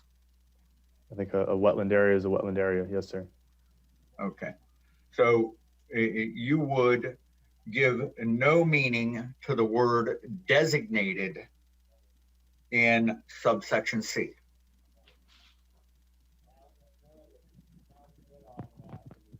As You would I just as previously soon read it. stated, that's my interpretation, as previously Yeah. stated. So your interpretation, the word designated, or even preservation area, all three of those words could be out of there. And you're saying that it is not the intent of this section to be specific, to set the specific dimensions of each wetland. And you would get the same meaning. Yeah, I believe that a wetland area per this code is a wetland area as defined within. So the people that wrote this, that included those specific words, they just did that for convenience, right? No intended meaning. That's your position? You're asking me to provide you with a determination of how an individual was thinking this code was written back in 1982. I don't think I can do that for you, sir, as far as providing that determination beyond what the ordinance 2153 states and the whereas clauses and the legislative intent. Beyond that, I can't say. Okay. Well, let's go to the legislative intent as indicated by the ordinance itself and the whereases, right? Page 6. Are you there? Yes, sir.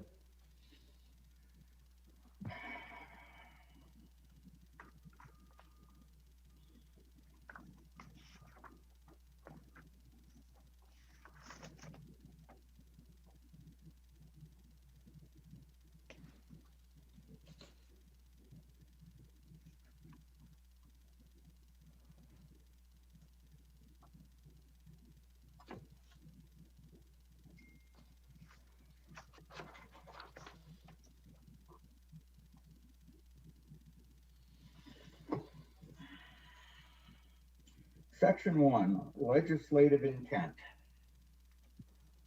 It says the City Council of the City of Riviera Beach finds that the spread of development and increasing demands upon natural resources are encroaching on, despoiling, and eliminating the wetlands areas and mangrove species within the corporate limits of the City of Riviera Beach. See that? I do. So now it's talking about all wetlands within the City of Riviera Beach, correct?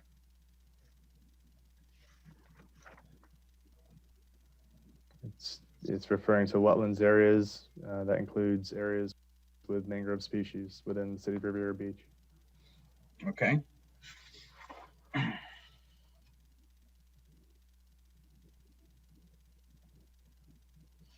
Then in paragraph B, it says, it is the intent of the City Council of the City of Riviera Beach to conserve and protect the natural resources and scenic beauty of the lands within the corporate city limits of the municipality, adjacent to the waters of the Atlantic Ocean and Lake Worth, by prohibiting activity that would destroy or significantly disrupt biological capacity in the areas. You see that? I do. Again, it's all wetlands between the Atlantic Ocean and the intercoastal there, right?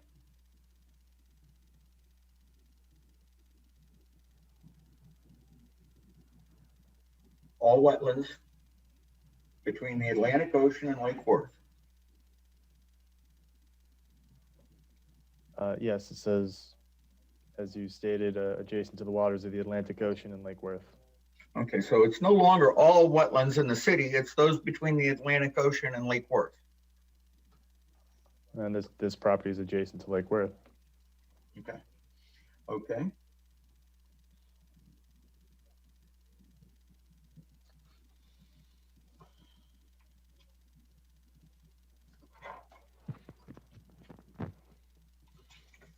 And then on page 9, it says wetlands preservation area.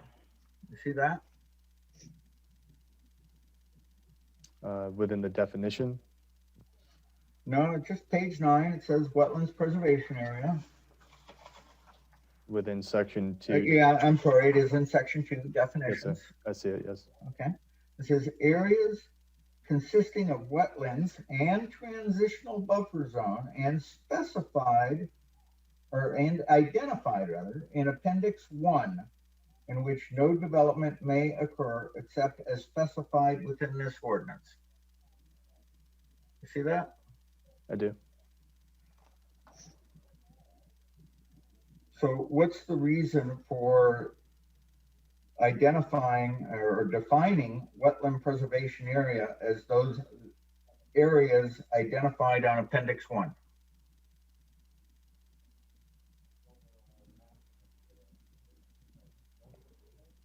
I don't think I can answer that question for you, sir. Okay. And then A, designation. Again, it goes on, it says the general location of wetlands preservation areas within the city of Riviera Beach to be regulated by this ordinance is hereby noted on an official wetlands preservation area map of the city of Riviera Beach, which shall be made a part of this ordinance as Appendix 1. You see that? I do. So only those that are designated as identified on the map are the ones that are designated and are to be regulated by this ordinance. This section that catches my eye is the definition for wetlands, which is Well, I get that, but I'm asking you about this designation area, sir. That definition, sir, refers to Sir? wetlands that are Sir? Hold on, you guys, it's hold on. motion to strike. Gentlemen, I can't hear a thing either one of you are saying because you're trying to talk over each other. So- And making a motion to strike is non-responsive. I'm asking him about section 3, part A, and he's going to another part of the document. I'd like him to focus on the part of the document that I'm asking about.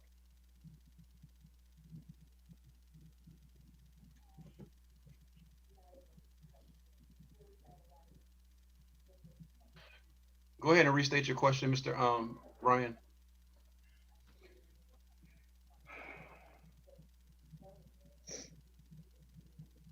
Looking at section 3, part A, designation.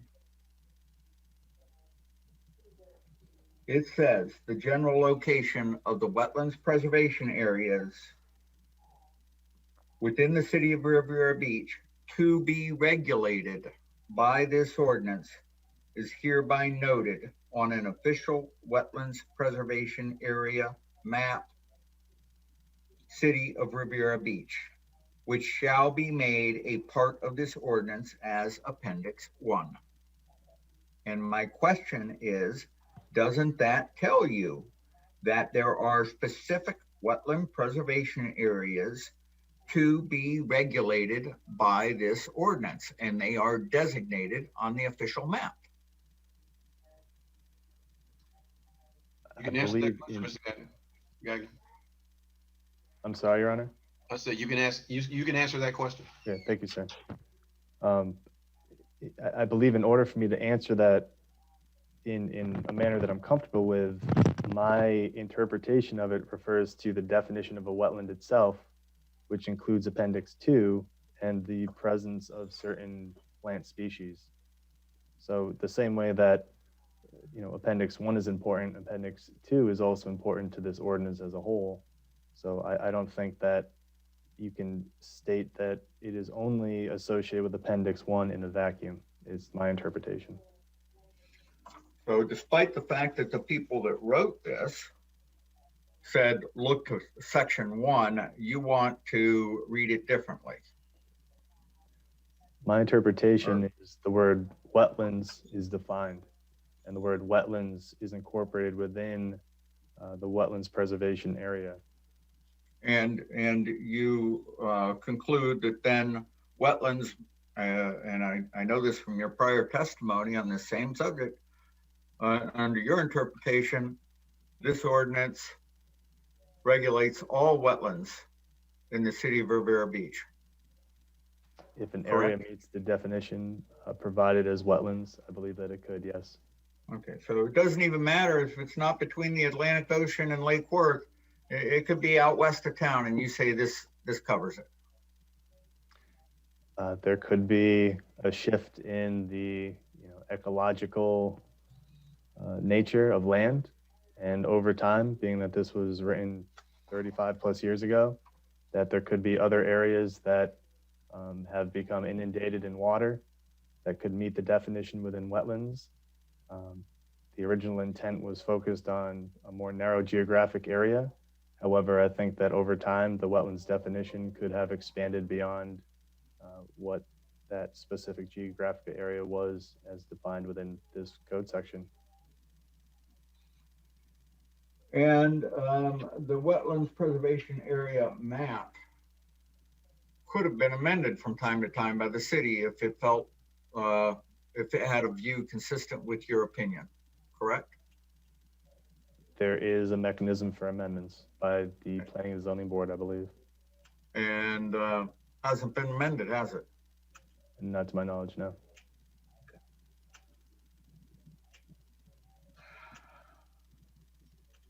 In section 4, could you go to that on page 10?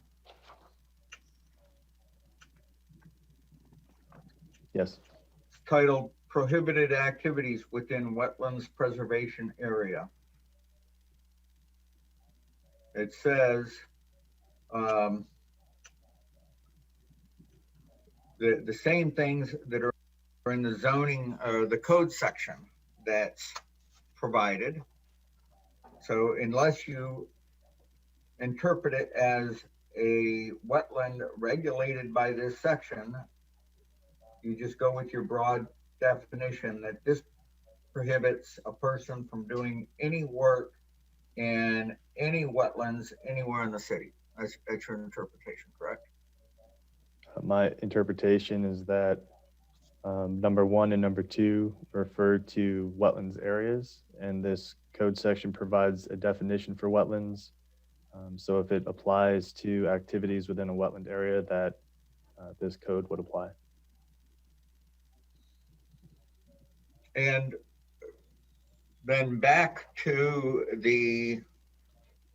where we started here with on page 2, dimensions of any designated wetlands preservation area, wherever the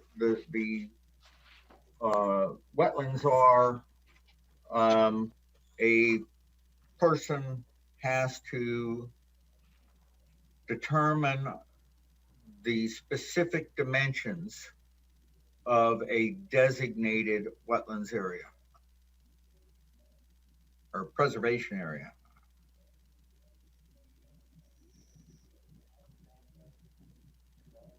I'm sorry, sir. Well, you're saying that no matter where the wetlands are, whether they're in a designated wetlands preservation area or not, that if there's wetlands, the person has to give you the specific dimensions of a designated wetlands preservation area. So my interpretation is that the burden of proof that an area is not a wetland is on the applicant. So if an applicant feels that they don't meet the definition of a wetland, they can provide documentation that is stating so on a survey, or I guess another similar instrument could be provided, but more than likely a survey identifying that. but that burden's on the applicant to prove that there is no wetland impact if there's a perceived wetland area present.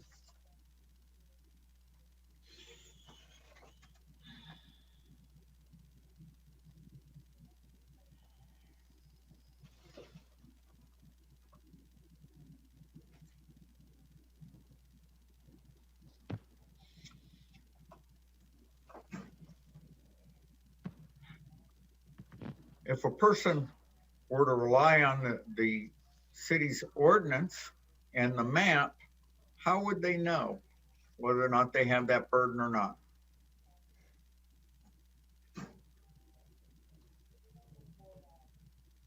I would hope that anyone looking to develop property would be in communication with city staff.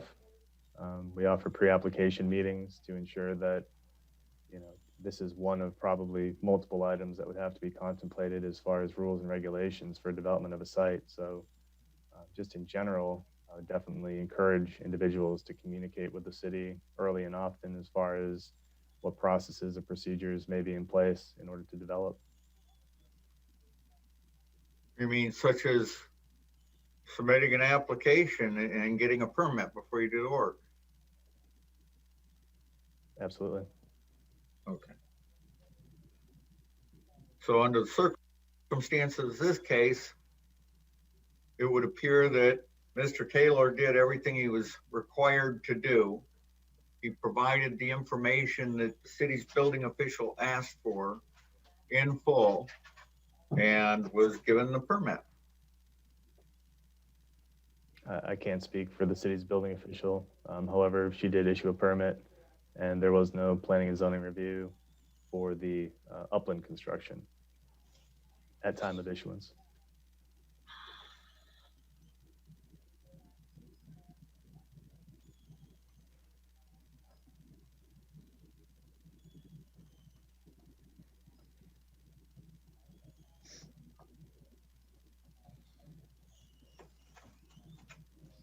Was there any planning and zoning review at the time that the permits were revoked?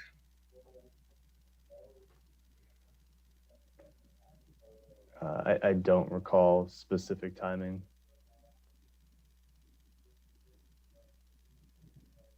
What role did you play in helping Mr. Guy draft the revocation letters?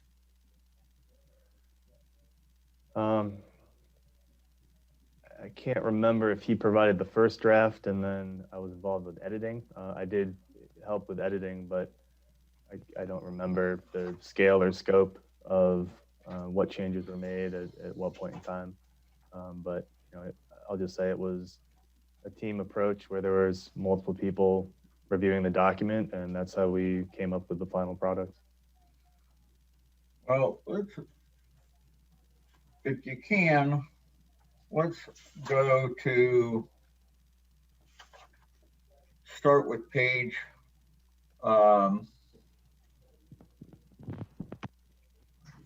28. Of the same section, sir? You know, I'm not, the exhibits still delivered to me weren't broken down well in that regard. So I'm looking at page 28. It's a March 5, 2020 letter signed by Durrani Guy. It says in the regarding line, terminate city building permit 1900793, hookup of temporary power pole. It goes on, it gives a better description, but I think that's enough to know what I'm looking at. I'll look. I believe that's in the city's permit file, volume 2.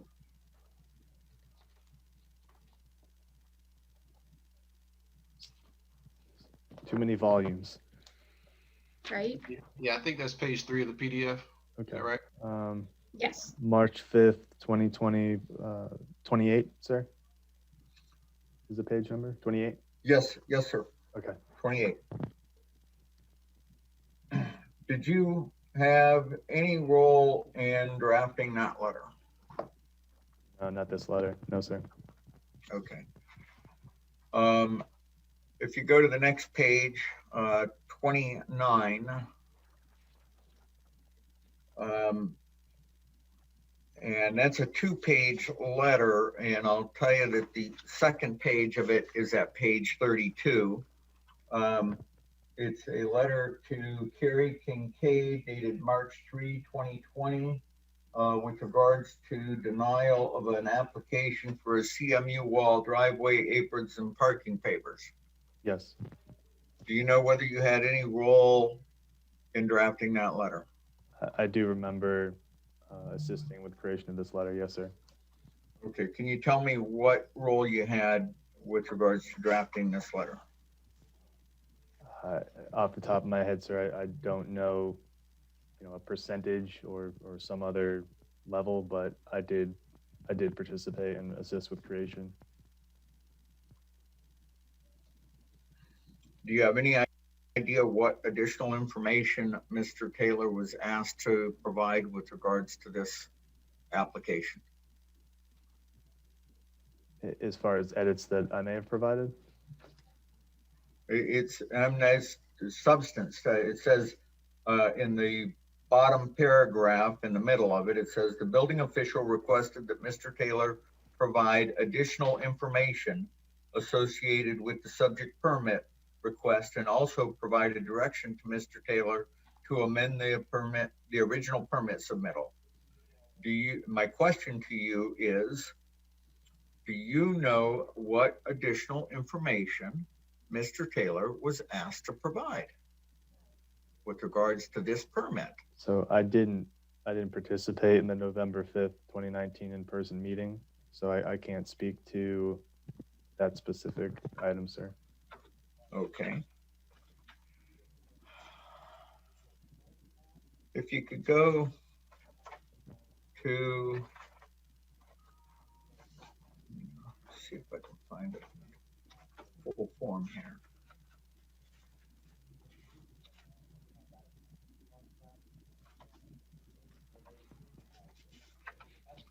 Page 45.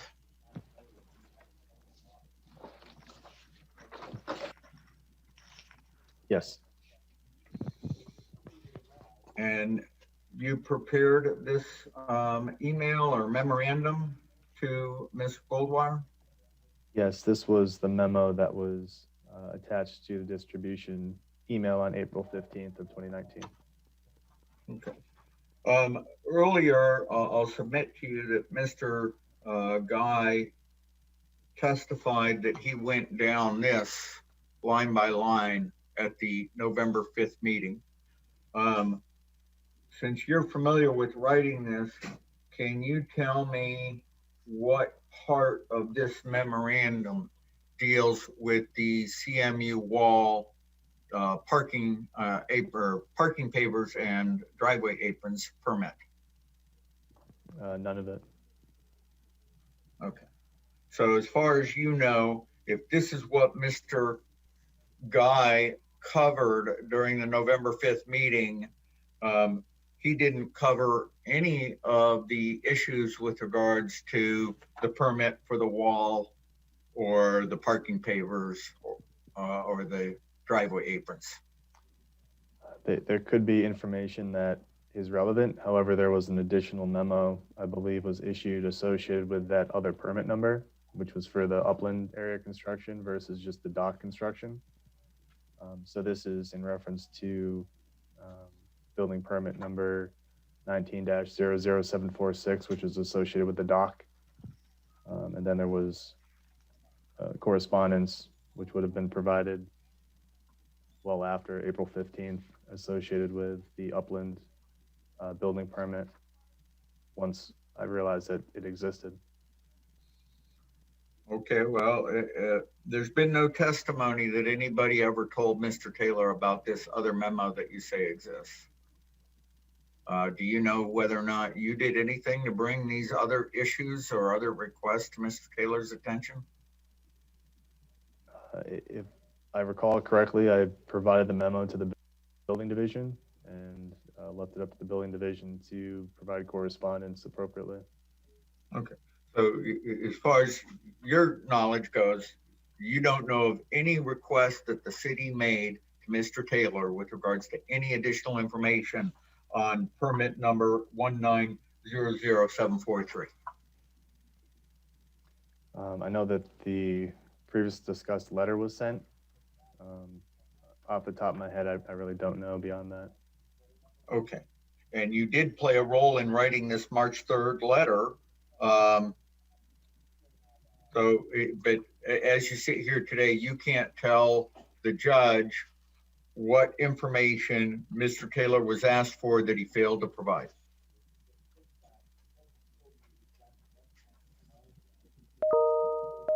Not off the top of my head, no. Or with any of the documents that the city's attorney has produced here today. I don't see a copy of the memo associated with the upland construction, but one does exist. Do you know why this letter addresses the pilings and the unpermitted fill? Can you provide the page number for me, please? It's 32. The second page of the letter is at page 32.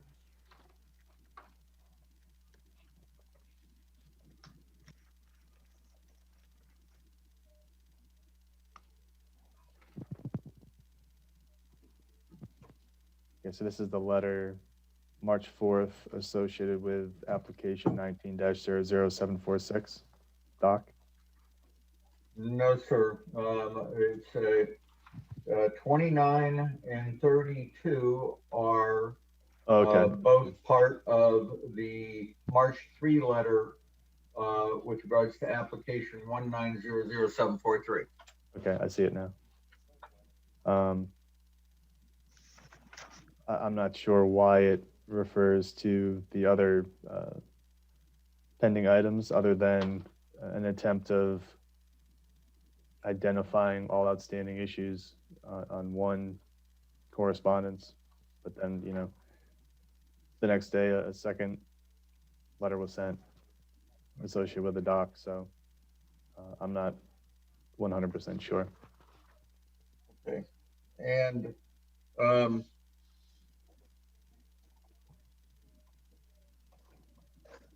are you aware of any requirement from the city, you know, that the city has that Mr. Taylor receive a permit from the city to place the fill that's referenced in this letter?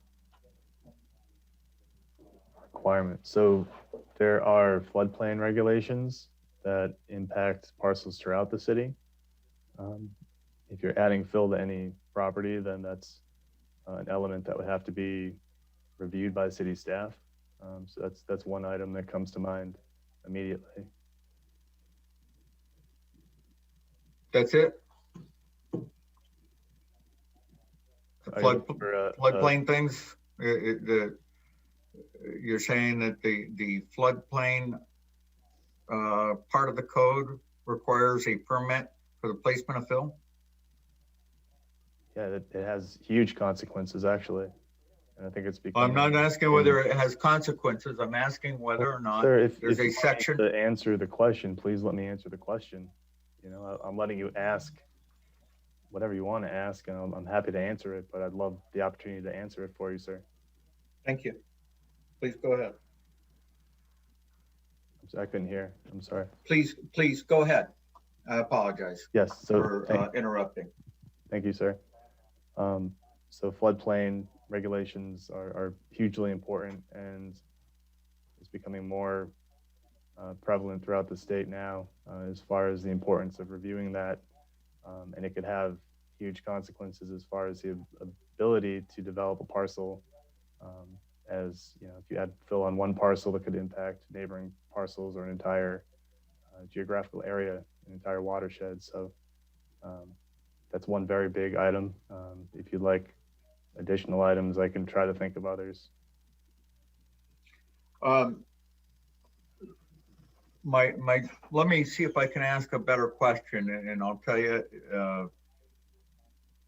I'm not asking whether or not flood considerations are important. What I'm asking you is whether or not there is a specific section of the city's code, adopted or otherwise, that requires a permit for fill. I believe the floodplain section would require that. Can you direct us to the section of the floodplain code and more? Well, let me ask you this. Why Yes. wasn't the floodplain code mentioned in any of the violation notices, if that's what was violated?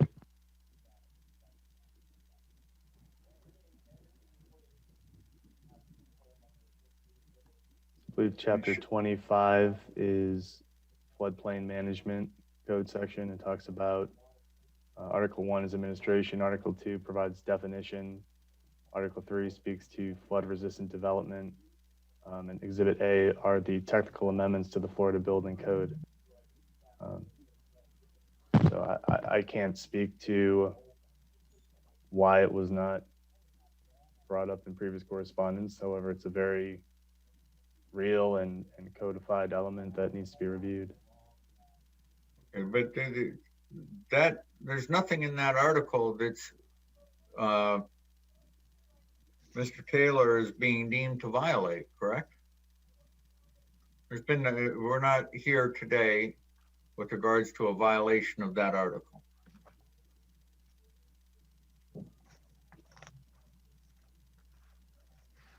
I'd have to refer to the original citation from code compliance. Okay. I think that, yeah, I would have to refer to the other citation. Please turn to page 31.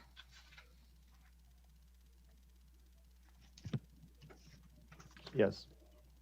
March 4, 2020 letter from Mr. Durrani Guy to Mr. Paul Jablonski at Coastal Design and Contracting.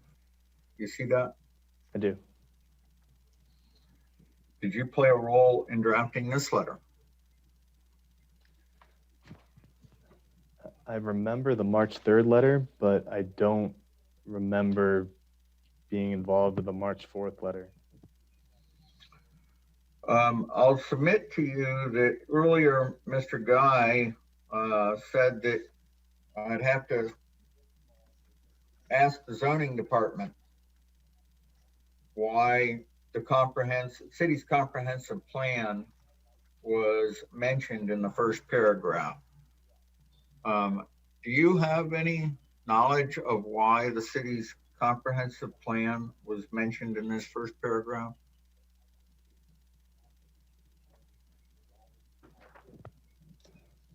Trying to see if it's referred to in the first letter and maybe it was carried over to the second. I'm not really sure otherwise. I don't know the answer directly. I'm not sure. Okay. And then it says, and the city's zoning code. Do you have any idea why the city's zoning code was mentioned in this letter with regards to the dock permit? I don't have firsthand knowledge. I know we have a residential dock section of the zoning code, so perhaps that's why it was referred to. Okay. And then later on, it says the identification of the primary use on the property. And writes, to date, the applicant has not characterized the primary use and the city has no evidence of an approved primary use on the property. Do you know whether or not you played any role in drafting that paragraph?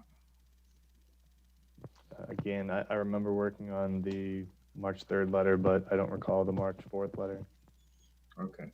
But you were aware from both the meeting with Dr. Botel and from information that Mr. Taylor had provided that he had brought a floating home to the property.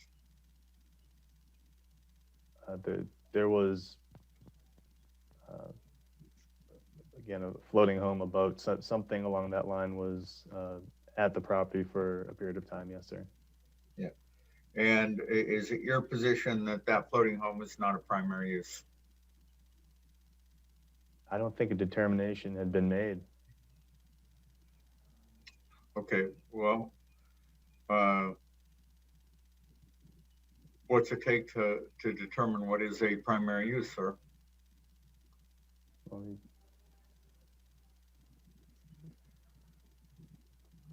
I'll state this, that I don't believe there's been any official determination from the Planning and Zoning Division on that use proposal. I know that there was correspondence from the previous city building official describing their interpretation, but I haven't seen anything in writing from Planning and Zoning. So the shot clock ran out with no determination by the zoning department, right?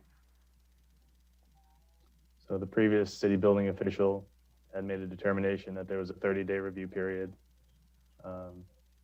The permit was provided to Planning and Zoning 20 days into that review period.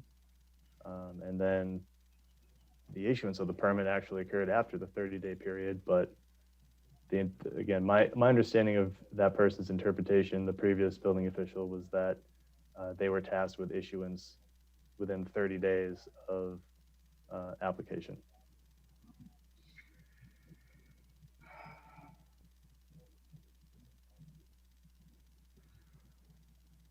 If there had not been a determination that Mr. Taylor's floating home was not a primary use, how is it the city was able to affirmatively write that the applicant has not characterized the primary use?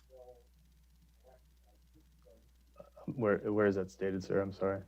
Well, in paragraph number 1, it says the identification of the primary use on the property. And we know that Mr. Taylor said he was going to have a floating home and in fact brought one to the property. And the complaint is that the applicant has not characterized the primary use. That's the first part of the sentence there. I see it now. The truth was that the applicant had characterized the primary use, hadn't he? Again, I don't remember participating with construction of this correspondence, the March 4th letter. I remember the March 3rd letter, but not March 4th.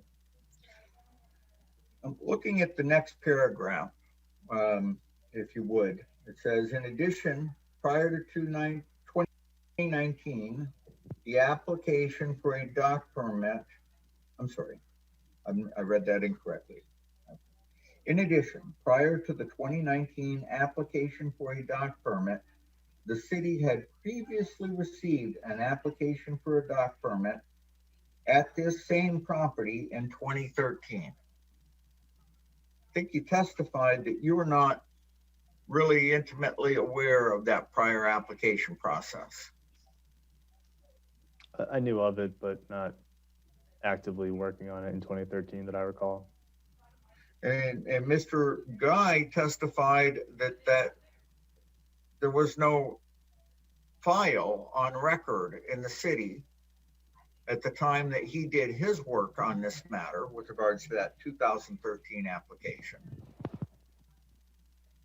So my question is, do you have any idea who in the zoning department gave Mr. Guy this information? If a file didn't exist, then I don't know how the information would have been transferred to Mr. Guy.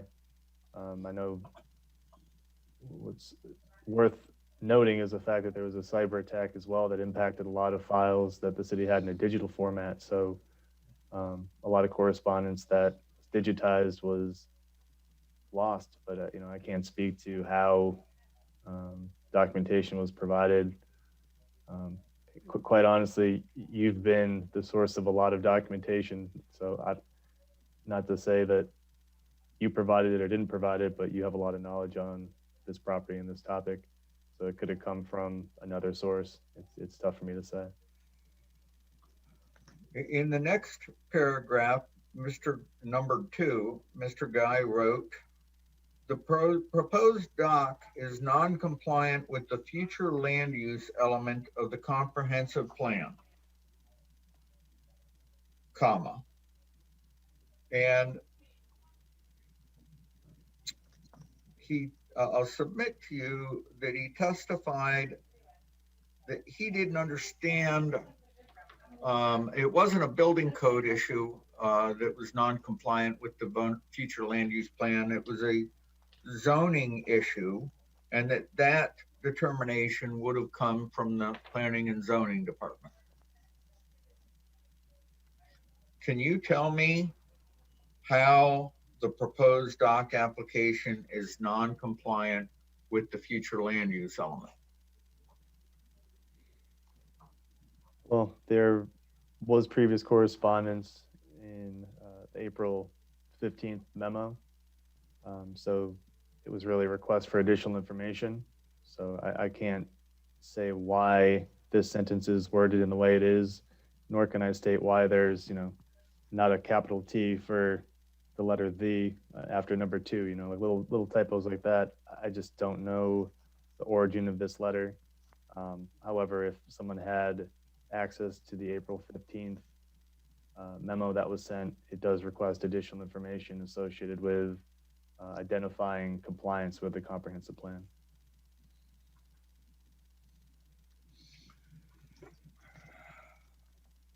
And the future land use element of the comprehensive plan is the special preservation designation? Yes.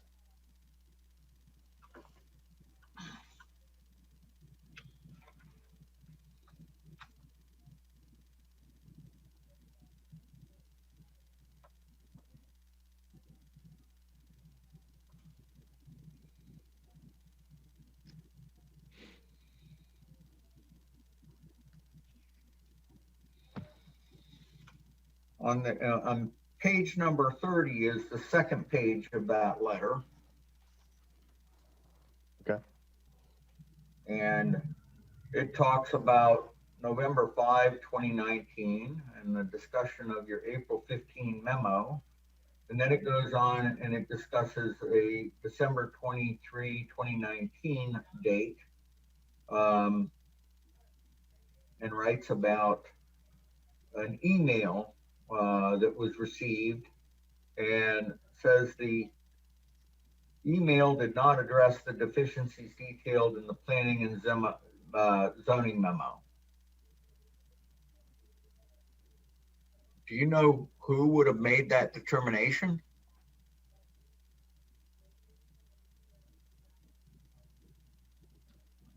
Based on how this is worded, it seems as if Mr. Guy received the information and it seemed to be identical to the previous submittal. You would have to ask him as he signed the letter. I'm not sure otherwise. Okay, so you don't have any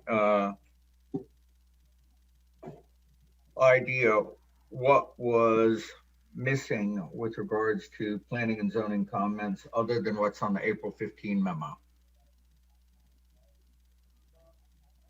Other than the last sentence of that paragraph with the header of December 23rd, 2019 that states, generally the information attached to Mr. Ryan's email was a copy of the original application documents.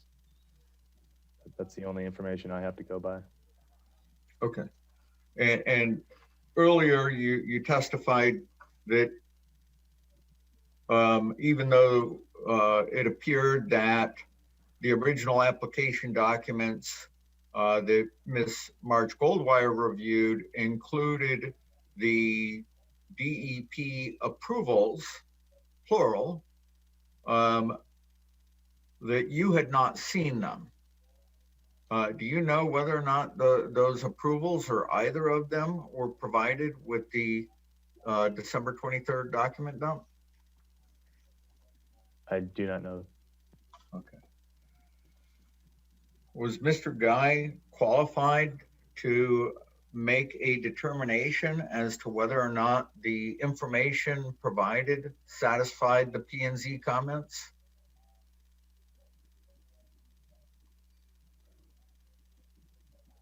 I don't know if I can answer the question. You know, he would be acting as the city's building official.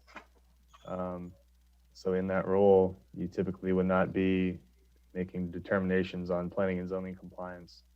So I would say in the city system and operating structure that he would not be the individual tasked with making that review or determination.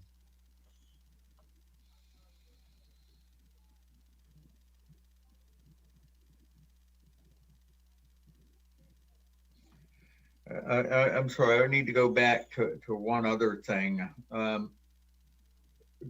Going back to the wetlands preservation area topic, you made a reference that the wetlands preservation area map is quite old. And things change over time. Do you recall that? I'm paraphrasing, but. Yeah, well, it would have been adopted when the ordinance was adopted in 1982. So I would consider that old. Okay, so 38 years ago. Yep. And are you aware of anything that's changed between 1982 and the time the permitted work was done with regards to the nature of the wetlands on the Taylor property?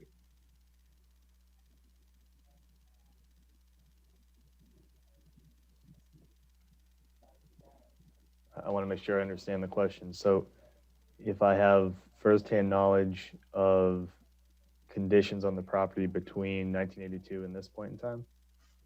And the time that the permitted work was done in 2019. The only thing I can reference is the property appraiser's office or Google Maps has aerial views of property. And from the aerial views of the property, you can see that vegetation has come and gone throughout the years. Other than that, I really have no other resources that I would be familiar with. Okay. You have no knowledge of whether or not the mean high water line is changed in location dramatically one way or the other? No, I don't. But you do know that the city never bothered to include any of Taylor's property on an amended map.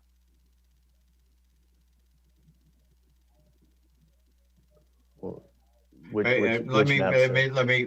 me be more clear. On a wetlands designation area map. To answer the question, Mr. Taylor's property is not identified on that map as a wetland preservation area. Or any amendment of that map? I don't believe the map was ever amended. Okay. I have no further questions, Judge. Okay, go ahead, Ms. Goodell. All right, thank you.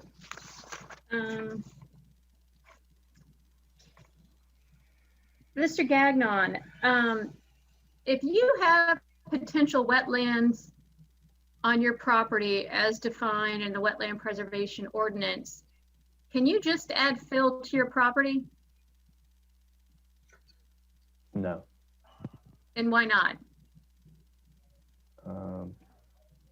If you give me one moment to get to that code section.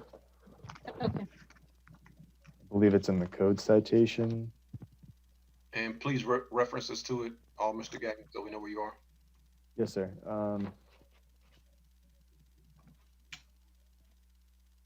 I think it's contained within the code citation item, Article 3, Wetlands Preservation, Section 23. Can you tell us what page you're on? Yeah, sir? I believe it starts on page 1. And I'm trying to find the area that talks, I think on page 2 within section 2384 in the bottom of the page, it speaks to prohibited activities within wetlands preservation area. And it states within, it states, except as herein provided, it shall be unlawful for any person to, number 1, place or deposit or permit to be placed or deposited any debris, fill, or any materials, including structures, into, within, or upon any wetlands. So how could I put fill on my property if I had wetland?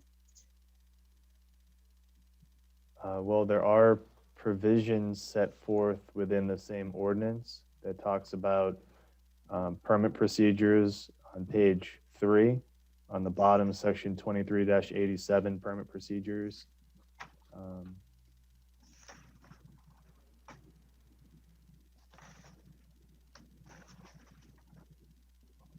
And also 23-88, development of lands adjacent to wetland preservation areas. That may also apply depending on the situation. Okay. On page 2 that you're just on with section 2384, above that is section 2383, which you were speaking to Mr. Ryan about. What does the first sentence of subsection A say with regards to the location of wetland preservation areas? You're on 2383A? Yes, sir. Following designation, Ms. Godot? Right after the italicized designation. Yes. So it states the general location of wetlands preservation areas within the city to be regulated by this article is hereby noted on an official wetlands preservation area map, City of Riviera Beach, which shall be made a part of this article as Appendix 1 to the ordinance from which this article is derived. The CDEC is authorized to amend or update the official map when necessary as authorized by the Planning and Zoning Board. So under this paragraph A, does the map identify specific locations of wetland preservation areas? It states that there are general location of wetlands identified. Okay. And so then down in paragraph C, burden of determination, what does that say?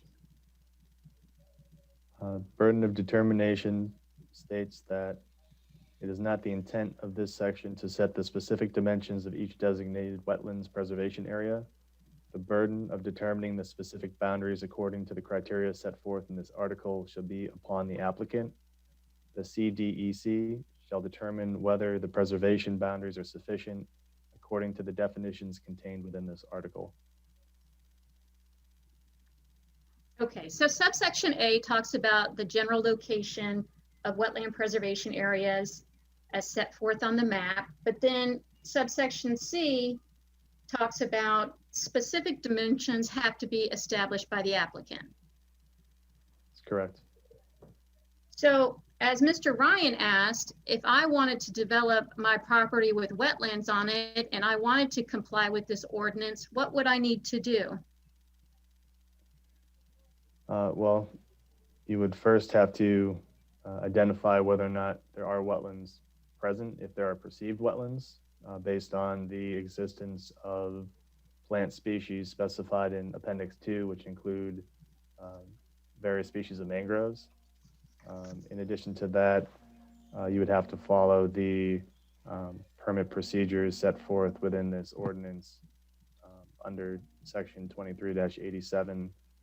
Additionally, there's special exception provisions available within section 2386 if there are difficulties in utilizing the land. All right, what I want to do is go to your April 15th, 2019 memo, which is at the city's permit file, volume 2, pages 45, 46, and 47.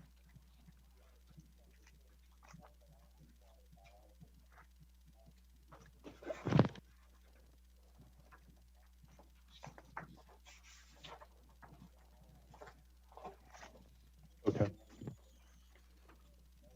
All right. So going through this memo, it's divided up into, looks like 4 sections. What's the first section about? Identified as building permit application form. Yeah, so the memo opens up by identifying what was included within the permit submittal, identified as number 1, 2, 3, 4, and 5. Below that, there's a statement saying that the application is incomplete, and then there's, again, bulleted numbers 1, 2, 3, and 4. Number 1 states building permit application form. The intent of that was to ensure that the form itself was completed to the greatest extent possible, to ensure that there was no typos or information missed as far as the intake of the building permit application, because the documentation that I saw was not complete as stated underneath number 1. Okay. And what's section 2 preliminary doc plan review sheet? What's that dealing with? So the documentation that was provided, that in the opening of the memo is number 3, I believe, which is titled preliminary doc plan view sheet 2 of 3. And that's also the header of number 2 and the bottom of page 45. What that is doing is calling out the fact that the documentation provided clearly stated preliminary on the documentation, and it went as far as creating another text box stating that the documentation was not intended for building permit review, and I believe it stated language that was more for an environmental review, perhaps associated with a DEP application. However, I thought it was concerning that a preliminary plan or a preliminary document was provided for final issuance of a building permit.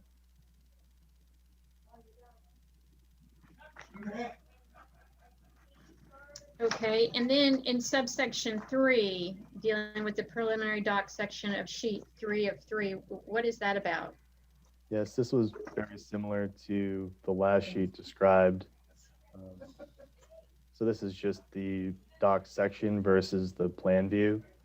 So it's an associated, I guess, page within that permit set. But again, it indicates that it was not intended for building permit review. And this is something that was added by the professional that created the documentation. And it's really something that safeguards their work product as far as how it can be used. So I would say industry standard would require that documentation provided are signed and sealed by the professional that's creating the documentation versus accepting a document that states preliminary on it. And then finally, we get into the last section with additional questions. Subsection A, what's that basically about? So within 4A, that talks about the residential dock code section. Mm-hmm. It additionally provides reference to the definition section of the city code, which is 31.1. So within A, it's really referring to more of the land development regulation questions associated with the permit application. Okay, and do you see in there, there's a discussion about an August 8, 2013 permit for a dock? I do see that, yes. And since you drafted this memo, what was that information about? I believe that that had to do with a previous application that was denied by the city because of a concern going back to primary and secondary or an accessory use. What I can also say is I also worked with the law office of Lewis Longman Walker as far as some of the language provided more specifically within number 4. So it very well could be that they have had that document within their file because I believe that they were associated with the review of that permit submitted in 2013 as well. So Okay, so you think that specific information might have come from outside attorney? I strongly believe that. Okay. I don't have solid evidence of that before me right now, but I believe that's the most logical way of that getting in there. Okay, and as you testified earlier, you never worked on that 2013 permit submittal. I don't remember working on that directly. I remember hearing about it. If I did work on it, it was so long ago that I forgot I worked on it. Okay. Then in subsection 4B, what is that addressing? So within 4B, this is speaking to concerns associated with compliance with the city's comprehensive plan, where letter A was speaking more towards land development regulations. B is speaking to the comprehensive plan, specifically the future land use element and special preservation designation that's held within the comprehensive plan. And I believe it also, it almost paraphrases, I believe, the sections of the future land use element policy associated with the special preservation designation. Okay, and what does, in that paraphrasing, what's required under item number 3? B3 specifically states permits must be obtained from DEP and or all other applicable regulatory agencies. And is that repeated on the next page in little Roman numeral 3? Yes, so I believe B3 is, again, providing that comprehensive plan language, and then Roman numeral 3, or I guess I repeated 3 times, if that's Roman numeral 3, asks the question, has the project received permits from DEP and or all other applicable regulatory agencies based on the requirement of the comprehensive plan that's previously stated in the memo? And what is the final subsection C there on that last page? What's that regarding? C is providing the opportunity for the applicant to identify whether or not judicially determined vested rights to develop or alter submerged lands at this location have been granted, being that the comprehensive plan provides, I guess, an out clause or a release valve that speaks directly to judicially determined vested rights. And you talked, I think, on your cross-exam with Mr. Ryan about this vested rights. What do you mean by vested rights? What I mean by vested rights is that a court of law provides a determination that a property owner has the ability to use a property in a manner other than how the code specifies, based on their longevity of ownership or method of acquiring the property. Okay, and this memo was specific to the dock permit? That's correct. So are you asking in this final subsection C for them to show vested rights to have a dock? Yes, because the comprehensive plan actually limits the size of docks or structures similar to a dock, viewing platforms on the site. So it could be possible that there are judicially determined vested rights stating that Perhaps the residential dock code section doesn't apply, which limits the length of a residential dock to 200 feet when the applicant asks for a dock longer than 200 feet. Beyond that, the comprehensive plan speaks to, I believe it's the mean low water line.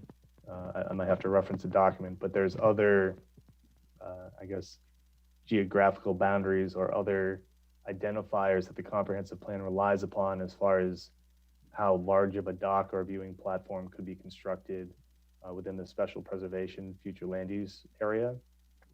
So it's really asking, again, if a court has provided them the ability to construct a dock outside of those guidelines. Okay, and this memo from April 15, 2019 was based on your review of the original permit application submittal. Yes, for permit number 19-0746, which is the dock. Okay, and you provided this memo to Mr. Taylor on 2 occasions via email. I did use his email address. One, I believe I copied him, and the second was directly sent to him. All right. So if we go back to page 31 in the city's permit file, volume 2, which, I'm sorry, page,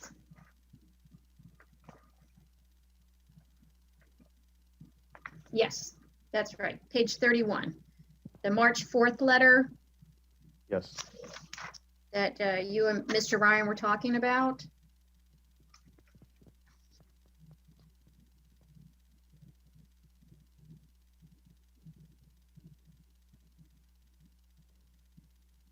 You have that letter? Yes, I did. Yes.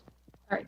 So in that letter, it references the city's comprehensive plan as the denial of the permit that was a non-compliant with the comprehensive plan. Do you see that in the introductory paragraph? Yes. And your April 15th, 2019 memo also addressed non-compliance with the comprehensive plan, right? That's correct. And down in subsection 1, where it talks about the identification of primary use on the property, did your April 15, 2019 memo also talk about the primary use on the property? Let me reference back to it. I believe it did, but I want to see it word for word. If I can find it again now. Here we go.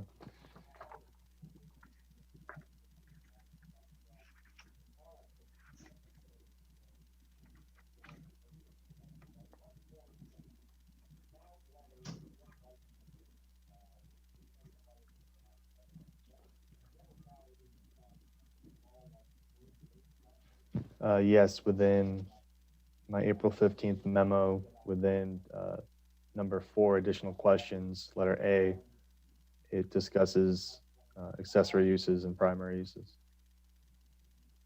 Okay, and in your April 15th, 2019 memo, you also talked about non-compliance with the future land use element of the comprehensive plan.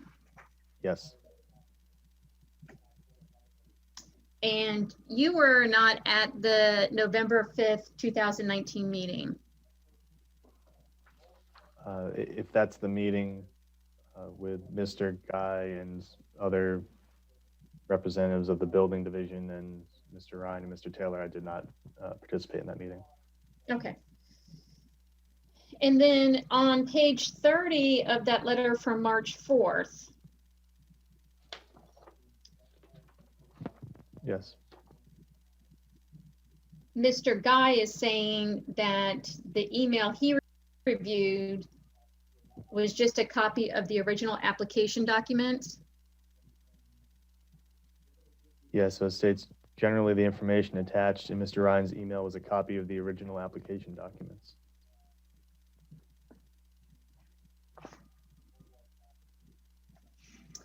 Did Mr. Taylor or his attorney ever contact you about your April 15th, 2019 memo? Not to my knowledge, no. Did you ever see any documentation that showed that they had a DEP permit for the dock? Not that I can recall. Did you see any documentation that they had a United States Army Corps of Engineer permit for the dock? No, I have not. Did you see any documentation after you issued your April 15th, 2019 memo that would have satisfied all of the requests for additional information in that memo? No. When you met with Councilwoman Dr. Botel, Mr. Ryan, and Mr. Taylor, did they provide you at that time any information that your April 15th, 2019 memo requested? Not that I recall, no. So they didn't show you a copy of a valid DEP permit for a dock? No. Do you remember when that meeting was?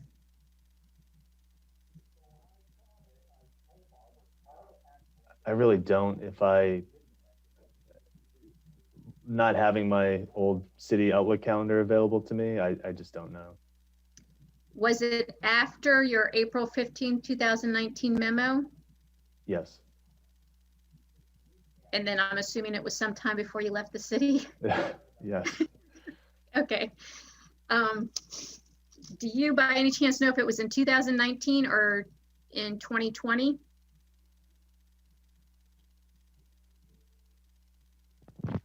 I just don't know. I don't Okay, know. that's fair enough.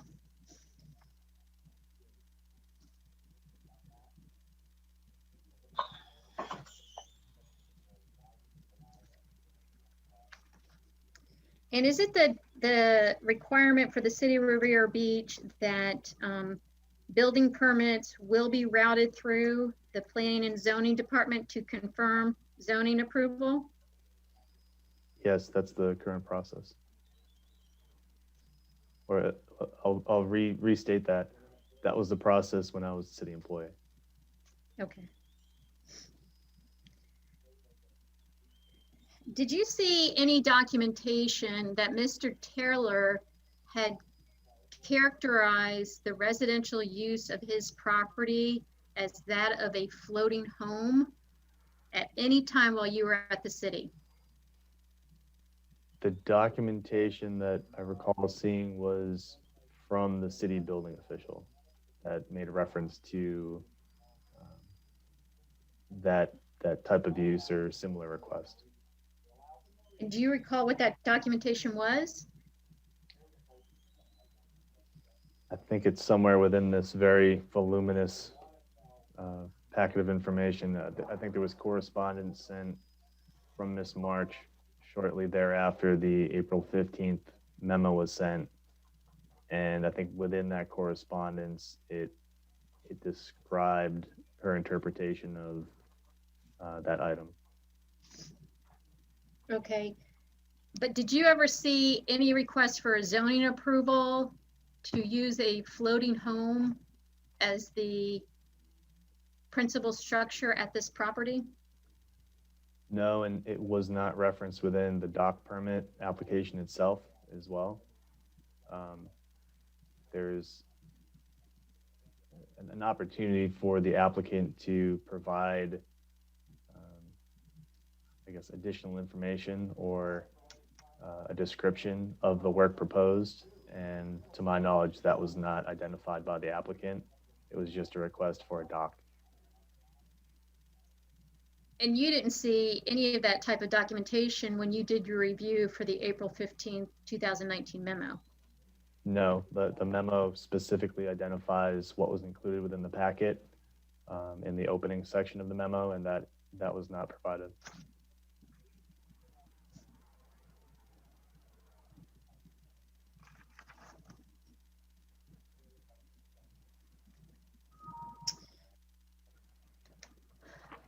to the wall permit, that permit was issued, as you testified, before you had an opportunity to do a zoning review. Did you eventually do a zoning review on that permit? I do remember retroactively looking at the information provided. I believe that similar to the April 15th memo, I had issued another memo to ensure that the file was complete. I don't see it included in this packet. However, to the best of my recollection, that's the process that I followed as well. Okay, and that was the memo you testified you sent to the building department? Yes. Okay.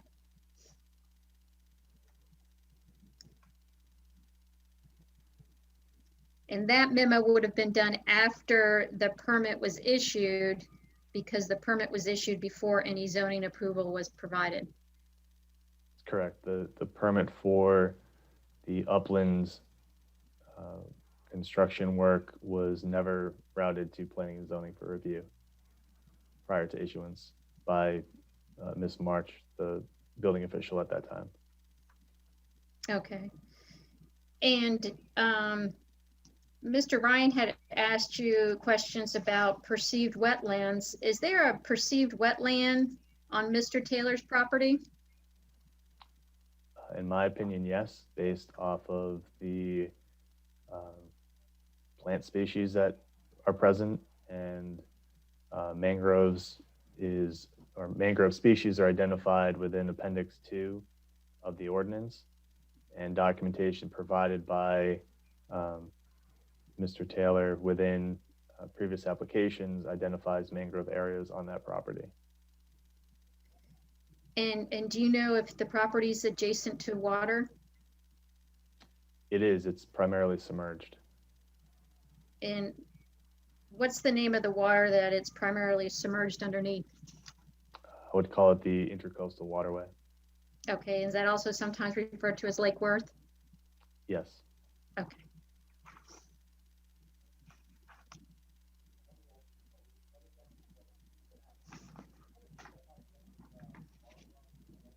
Do you recall when you did your zoning review of the wall permit, did they submit anything to establish the wetland preservation area boundaries with that permit? Not at all. And when you reviewed the dock permit submittal, did you also see any materials to satisfy the wetland preservation area dimensions? No, that was not provided.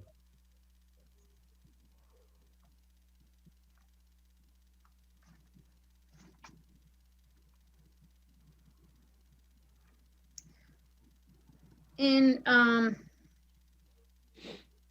your cross-examination, you talked with Mr. Ryan about the final order from the Taylor versus City of River Beach case, and he was asking you if you had asked for legal guidance. Did you copy either the city attorney's office or outside counsel on your April 15th, 2019 memo? I believe I did. If you don't mind, I'd like to refer to the email if you know where it is. I'm 99% sure that I did, but I'd love to confirm that. Okay. If you go to page 35 of the city permit file, volume 2. Yes.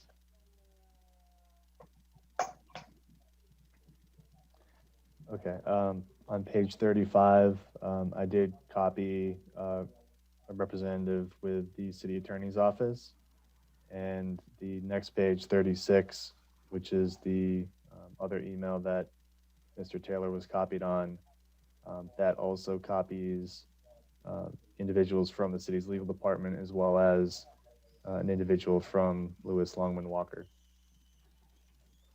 which is an outside consulting law firm for the city. So as part of drafting your April 15th, 2019 memo, you did actually receive legal guidance on that memo. I did, yes.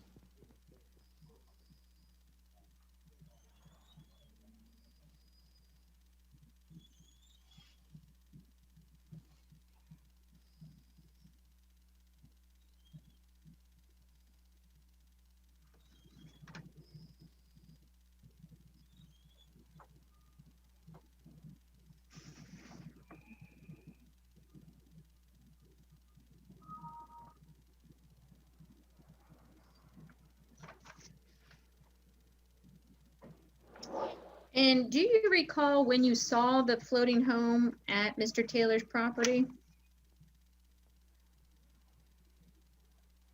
I don't recall a specific date.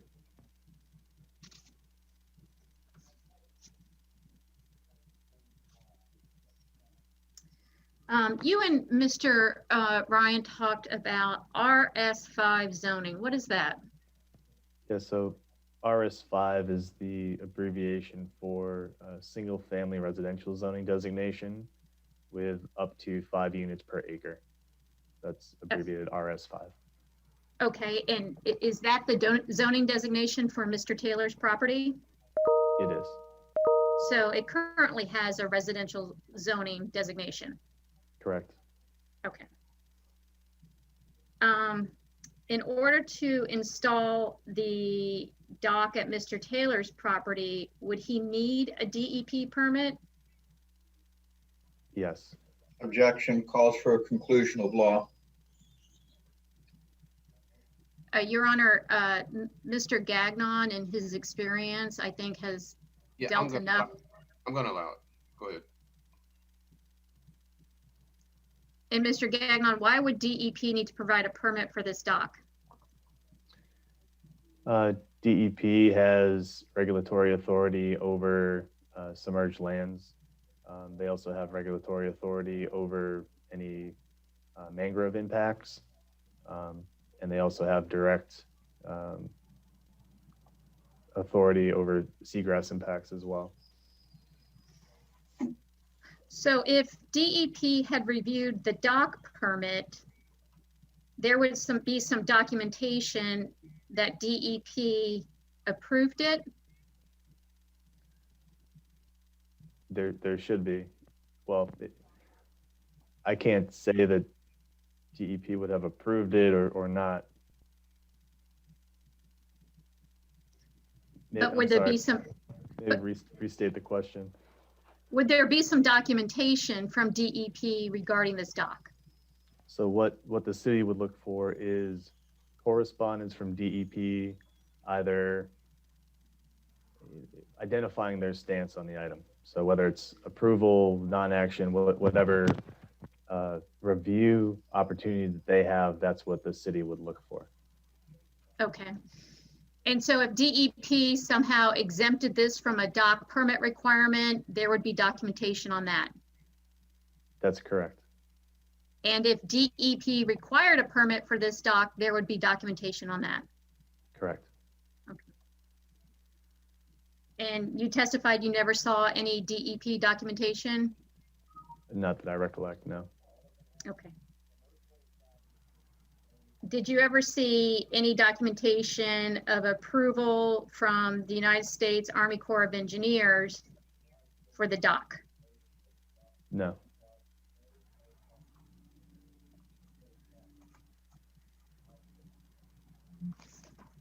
And when you are reviewing an application for development, can you ignore the comprehensive plan?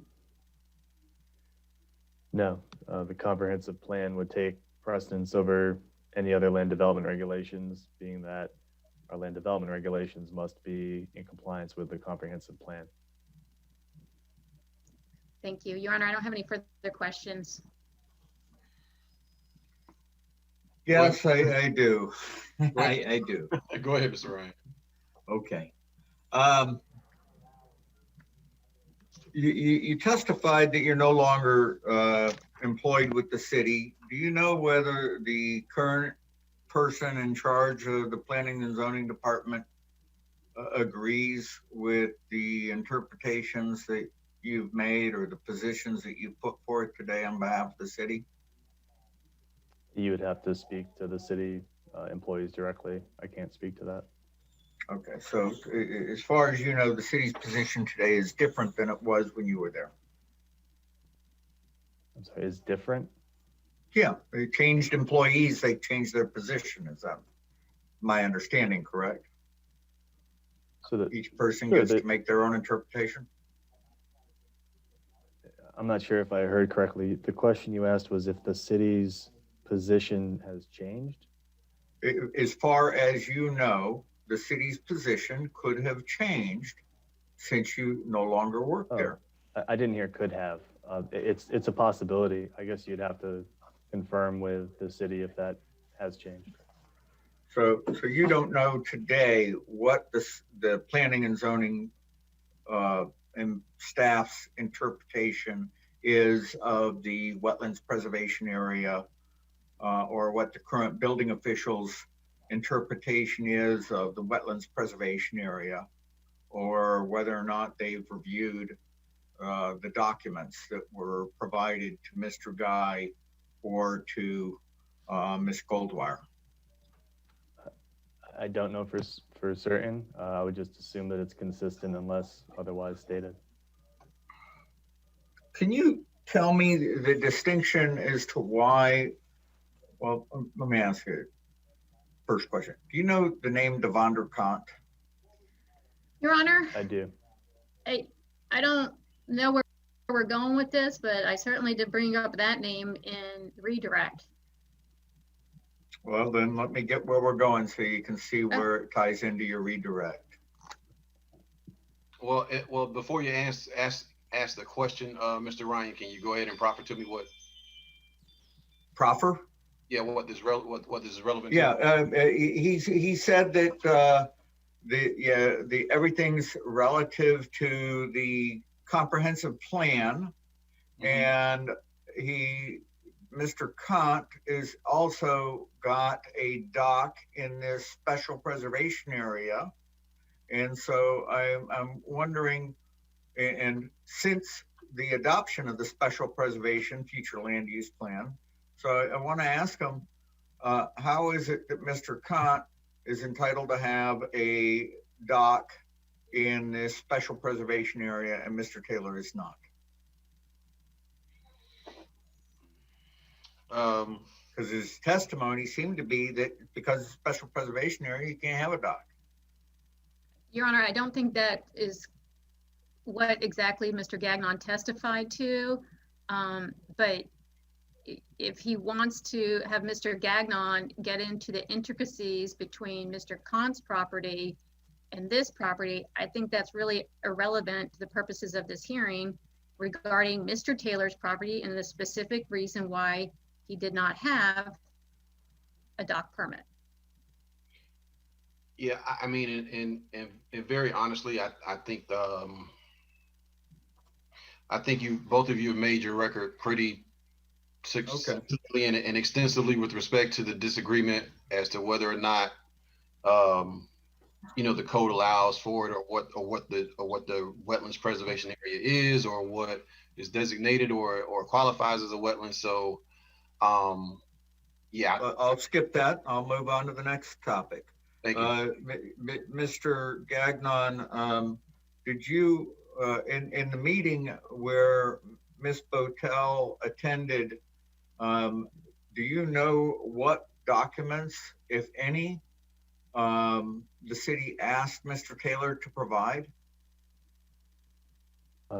Mr. Ryan, you're referring to the meeting that was between myself and you participated, and Mr. Taylor, and I believe Ms. Botel was there. That's Yes, the sir. meeting? Yes, Okay. sir. I don't remember for certain. I think there was a request associated with a copy of the permit documents. I don't know if the record wasn't readily available to city staff at the time, but I remember a conversation similar to that, but I don't remember the specific details beyond that.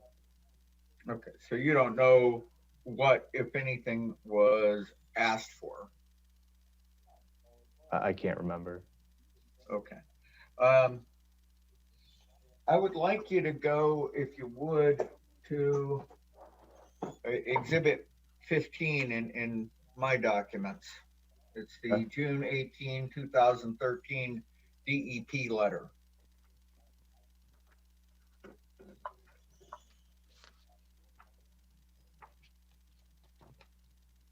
Did you say Exhibit 15, Mr. Ryan?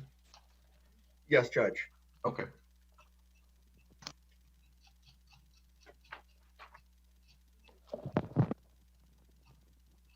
Okay.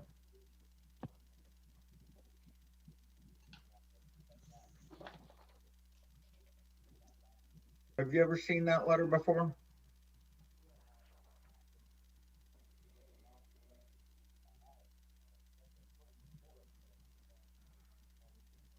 I don't recall. You have no reason to believe that Mr. Taylor failed to provide that to the city both in 2013 and again in 2019.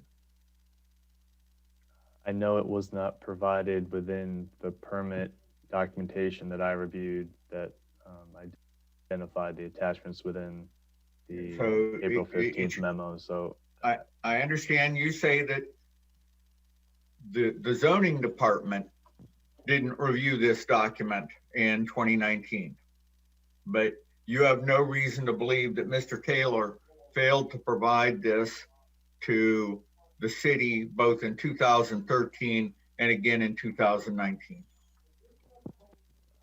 no, I have no reason to believe that he would not have provided it. Okay, and this is not a permit for a dock, is it? No, I believe this is associated with a portion of the review process. And I don't know if it's the same process in 2013 that is today. I believe it's changed, but it's not a permit to my knowledge. But what it is, if you read the first sentence, it says on May 21, 2013, we received your application for an exemption to perform the following activities. 1, install 1,000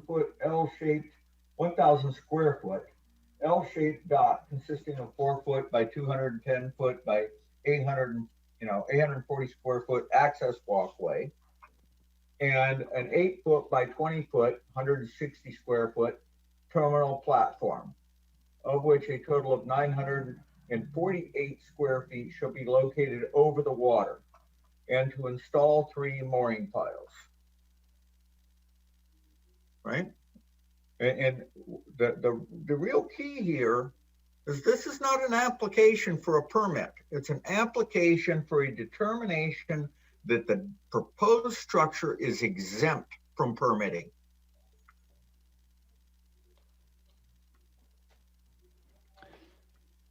Yeah, I believe at this point in time, there was more or less a self-certification portal that was offered.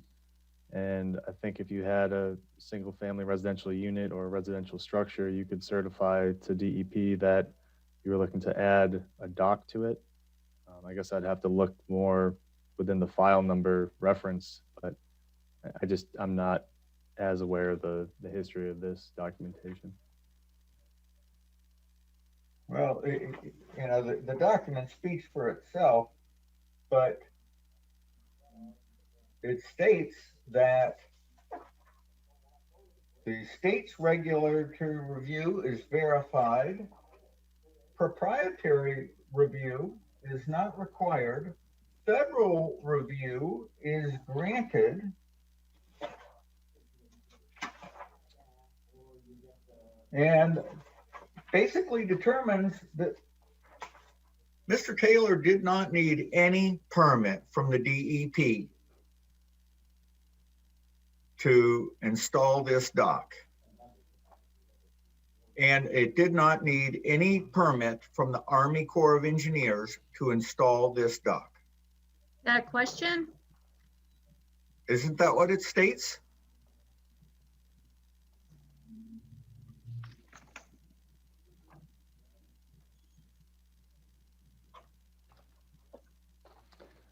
So the letter states that regulatory review is verified, and this is, again, based on the information that the applicant provides to DEP.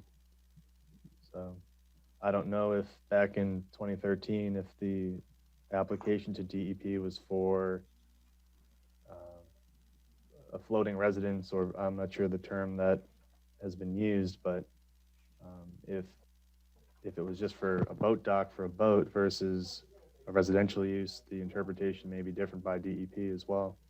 And it's also a document that's 7 years old, and I believe the processes have changed as well. So if nothing else, getting confirmation from DEP that the active nature of the letter, or that the letter is still active and being honored by DEP would be important, in my opinion. Well, let's go to the second page of the document, and there's the largest single paragraph starts about halfway down the page. It starts with the words, "This exemption verification is based upon the information you provided to the department." And it goes on.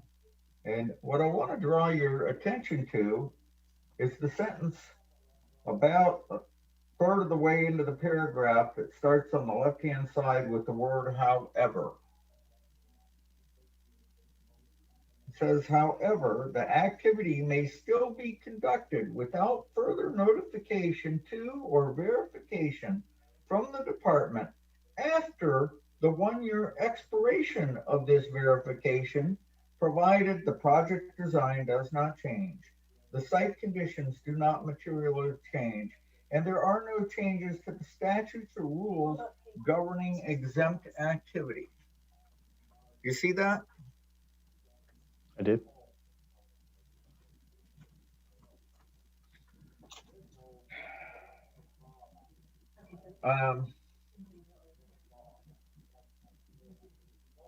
So despite the fact that it's more than a year old, unless there's a change, the exempt project is still permissible under the DEP's letter to Mr. Taylor, correct? It's definitely possible, yes. And it doesn't tie into whether there's a residential house or any of that. Well, it states the exemption verification is based on the information you provided to the department. Okay. So depending on the information provided, which isn't, I don't think it's attached to the correspondence, that could have DEP change their review process. And my bigger concern is, I believe there's been other procedural changes within DEP over that 7-year period.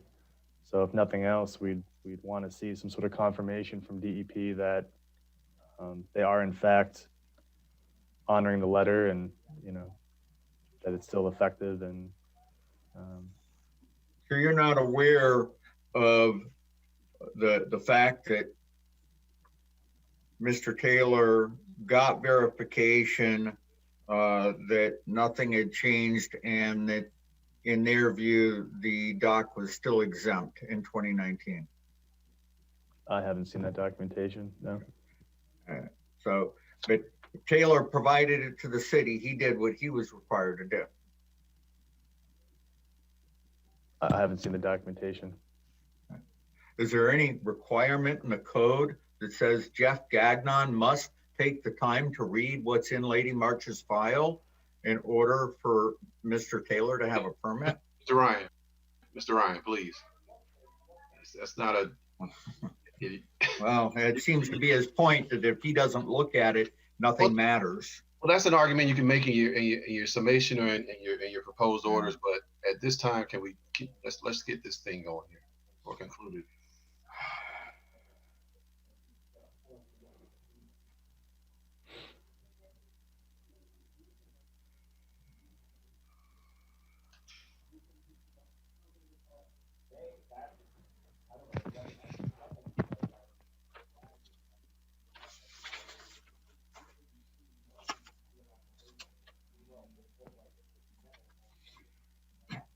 noting now that this letter demonstrates that there's a way to build a dock without a permit from the Army Corps and without a permit from the DEP, and that instead you can get a letter determining that what you want to do is exempt. Is it still your position that Mr. Taylor had to show the city permits from either of those agencies in order to be able to satisfy the city's requirement that he was compliant with other regulatory agencies? No, sir, and that really wasn't my intent. Similar to how I answered the question from Ms. Godot previously, as long as there's, I'll call it action from the agency, whether it's an approval, an exemption, whatever action that agency deems appropriate. Okay. Well, now that you've seen this 2013 letter and you know that it doesn't expire, let me ask you a hypothetical question. If the information that I provided to Mr. Guy in December of 2019 established that the design of the dock and everything about the dock was identical to the situation that was presented to the DEP in 2013, would it be your position that the city should have allowed Mr. Taylor to proceed and finish the construction of a dock? In this hypothetical scenario, what that would have done is ensure that the question asked on that April 15th memo would have been satisfied, associated with DEP or any other responsible reviewing agencies. However, this one item would not have satisfied the other identified comments or concerns.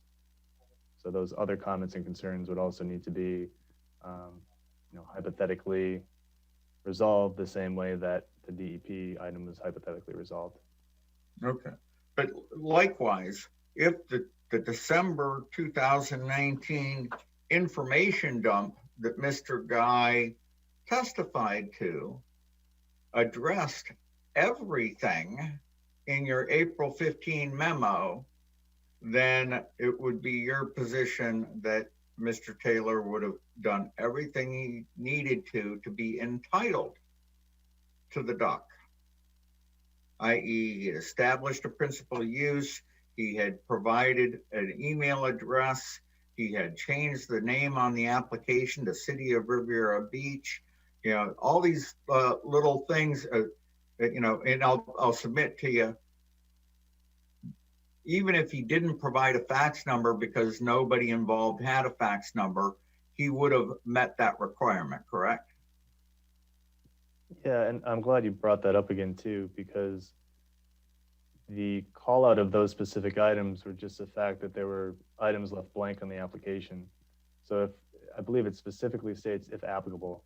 So it's just trying to ensure that communication is occurring to the greatest extent possible. If an individual prefers a fax number, then that's fine.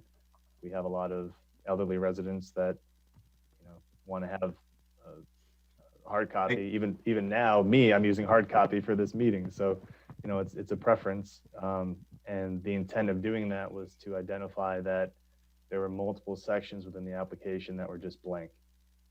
Okay. So if we're talking, in a hypothetical scenario, if the applicant can satisfy all the comments or concerns and meet the comprehensive plan requirements and land development regulations, then the property can be used accordingly. Okay. And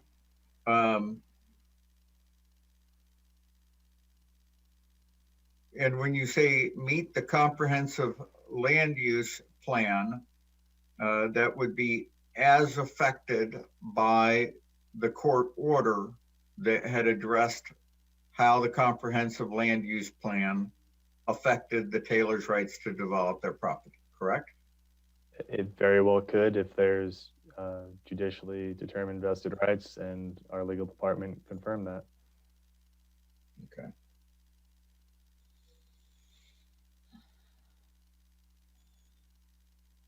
I have no further questions, Judge. Your Honor, just briefly, Mr. Gagnon, do you have any reason to believe that the 2019 email that was sent to the city from Mr. Ryan satisfied all your zoning concerns for the dock permit? Objection, Your Honor. He's testified he didn't read it. He never saw it. How could he ever answer that question if he didn't read it or see it? Mr. Ryan, did you not just a few seconds ago hypothetically ask him similar questions? Yes. What she asked was not a hypothetical question. She asked whether or not the information, whether he was able to determine whether the information satisfied all the requirements.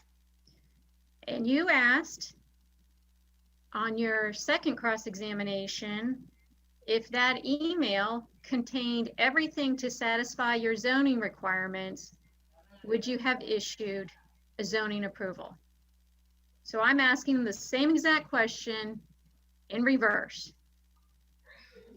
Yeah, I'm going to allow it because I think his answer to that question was possibly.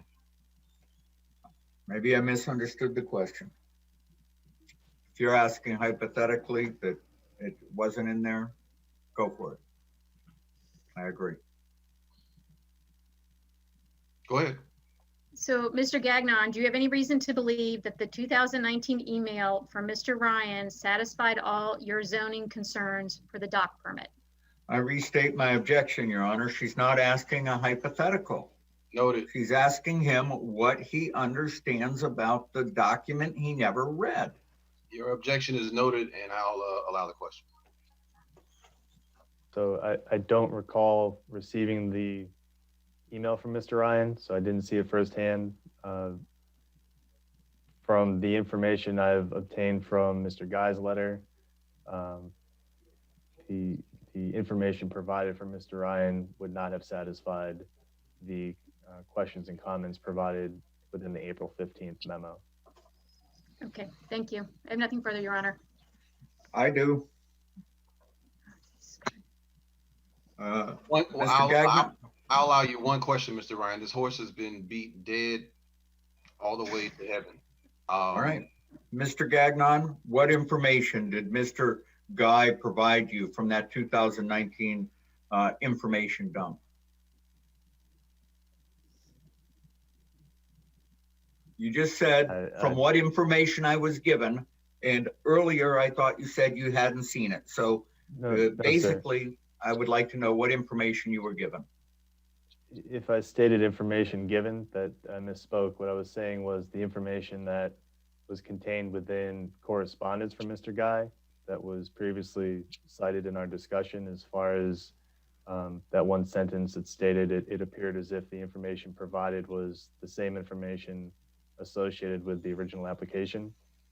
That's what I was referring to before. So I haven't seen the email correspondence that you're referring to. So I really don't think I can answer the question. Thank you. Thank you, Your Honor. The city doesn't have any further questions. Okay, thank you, Mr. Gagnon. Let's just do some housekeeping here, because obviously we're going to have to continue this again. And to the people who are online, I see several people in the teams that have joined, and some possible witnesses. And I apologize that you've all had to sit here all day and wait, but you're not gonna. Those who are here to be witnesses, you're not going to be able to be called today, because this hearing is actually scheduled till 5 and we only got 10 minutes left. So it doesn't actually make sense to try to call anybody else. And I think the city is concluding its case in chief. So yes, it's probably a good time to pick another day that we can conclude and excuse you all. Is that good, Mr. Ryan and Ms. Godot? Yes. Yes. I'm trying to get my calendar open. So those of you that are here, it's a public meeting, so if you want to stay on, you can. You're welcome to do that. If not, you are dismissed, and whatever party is going to call you as a witness will be in contact with you with respect to dates, unless you want input on that too. So I just don't want to hold you any longer. It's been a long day. The only thing I would say is that, yeah,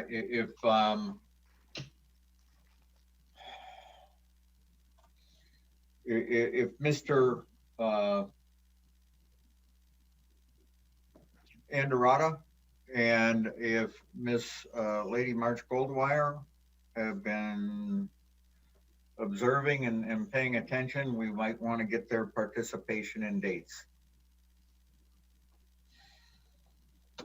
Okay, that's fine. So, Mr. Ryan, I'll give it to you.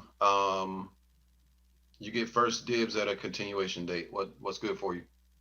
I'm pulling up my calendar, Judge. Just give me 1 second. It's almost there. Okie doke.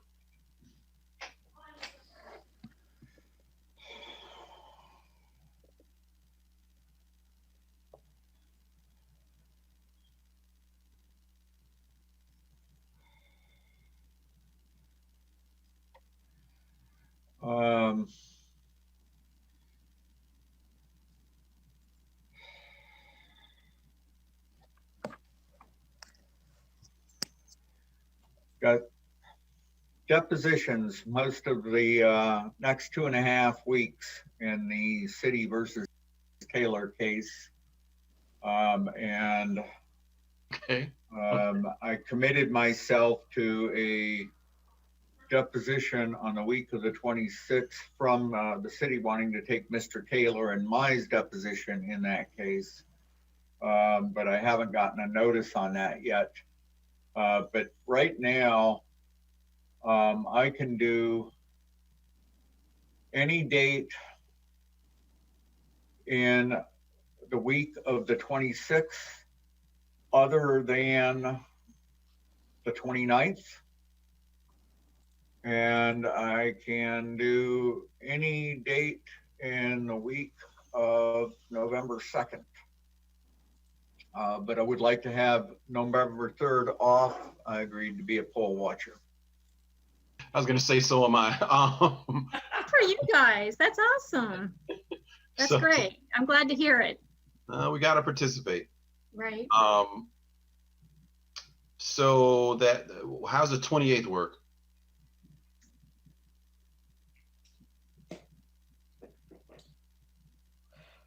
Your Honor, I What? can do the 28th. 28th works. I also have that week, the 26th and 30th wide open.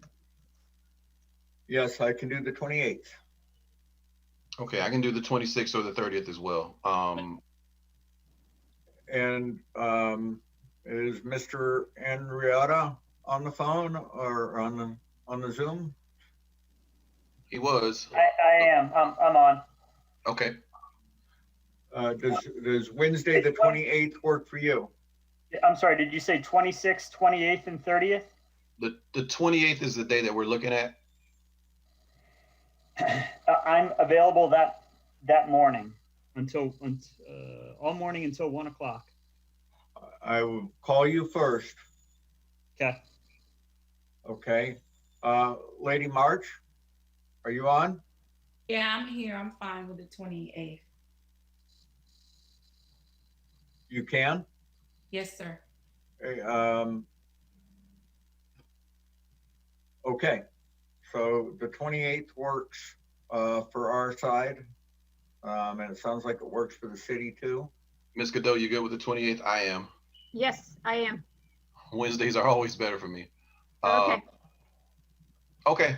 Okay. So we'll do it the 28th, starting at 9, and just we're gonna pick up with Mr. Ryan, your case in chief. I don't think we'll be all day on it. Quite honestly. Correct. If We you're won't. calling Mr. Andriata first, and then we just move through your witnesses and we'll go from there. Yeah, the issue is going to be whether or not I get a little bit of time with Miss Wynn and Miss Botel, because Mr. Gagnon was a little short on his recollection of why the meeting with Ms. Botel occurred and what occurred there. And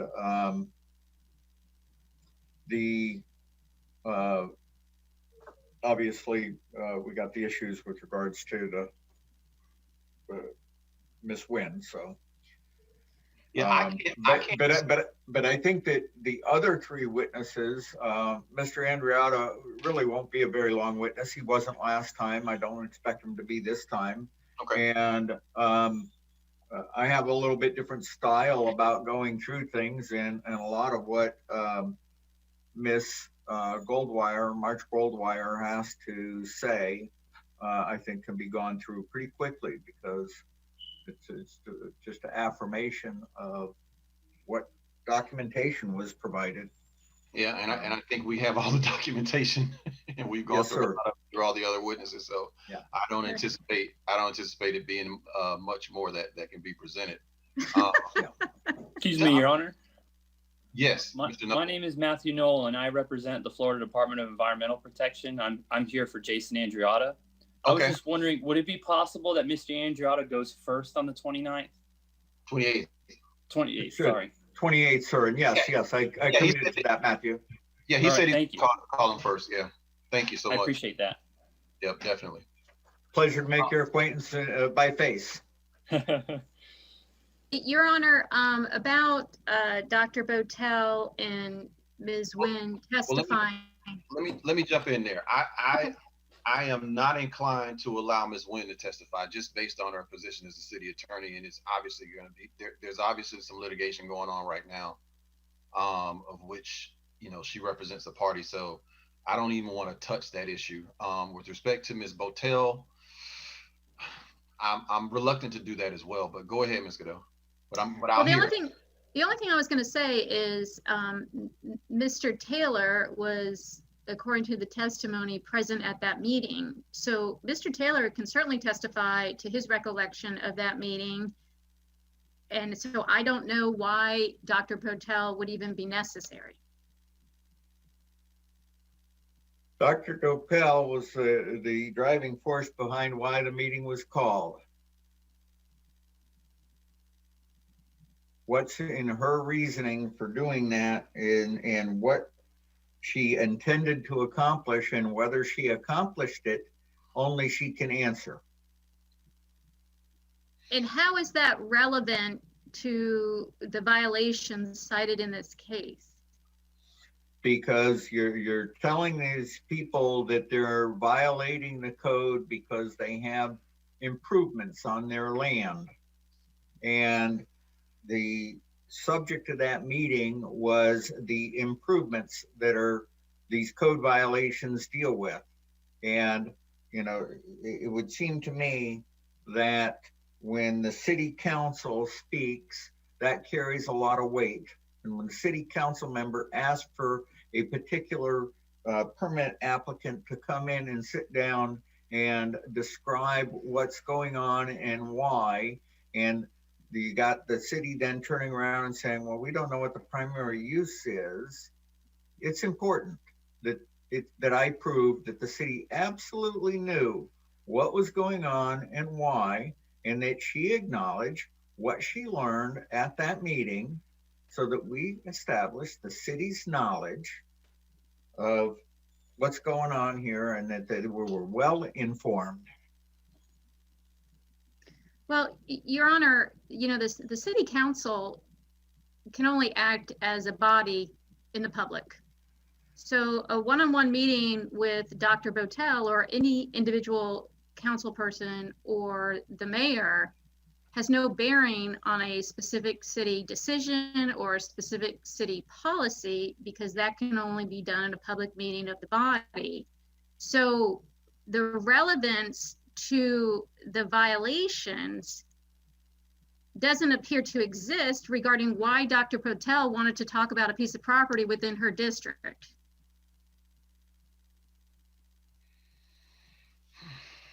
Yeah, this is a tough one. But I'm gonna err on the side of not allowing it. Mr. Ryan, I think you can get at that testimony through Mr. Taylor, and then I think you'll make whatever foundation you need to make through that testimony as to what she may or may not have said that could have affected your client's interest. So um, I'm gonna rule on it from that perspective, and then we'll take it up. Okay, and Judge, if I may, I already heard what you said and the reason that you said it. The with regards to Miss Wynn. Mm-hmm. But she's the one that called Mr. Taylor asking for copies of the applications. And, you know, we've got this presentation from the city that says, oh, well, when you gave us this document dump, you only gave us what we already had. And here you got the city's attorney saying, we need your applications again, which demonstrates exactly what happened at the November 5th meeting. Was that they said, our files are incomplete. We need the same stuff that you provided before. We need it again. And, so that's a fact thing. And secondly, there's been a number of. What does that actually go towards proving?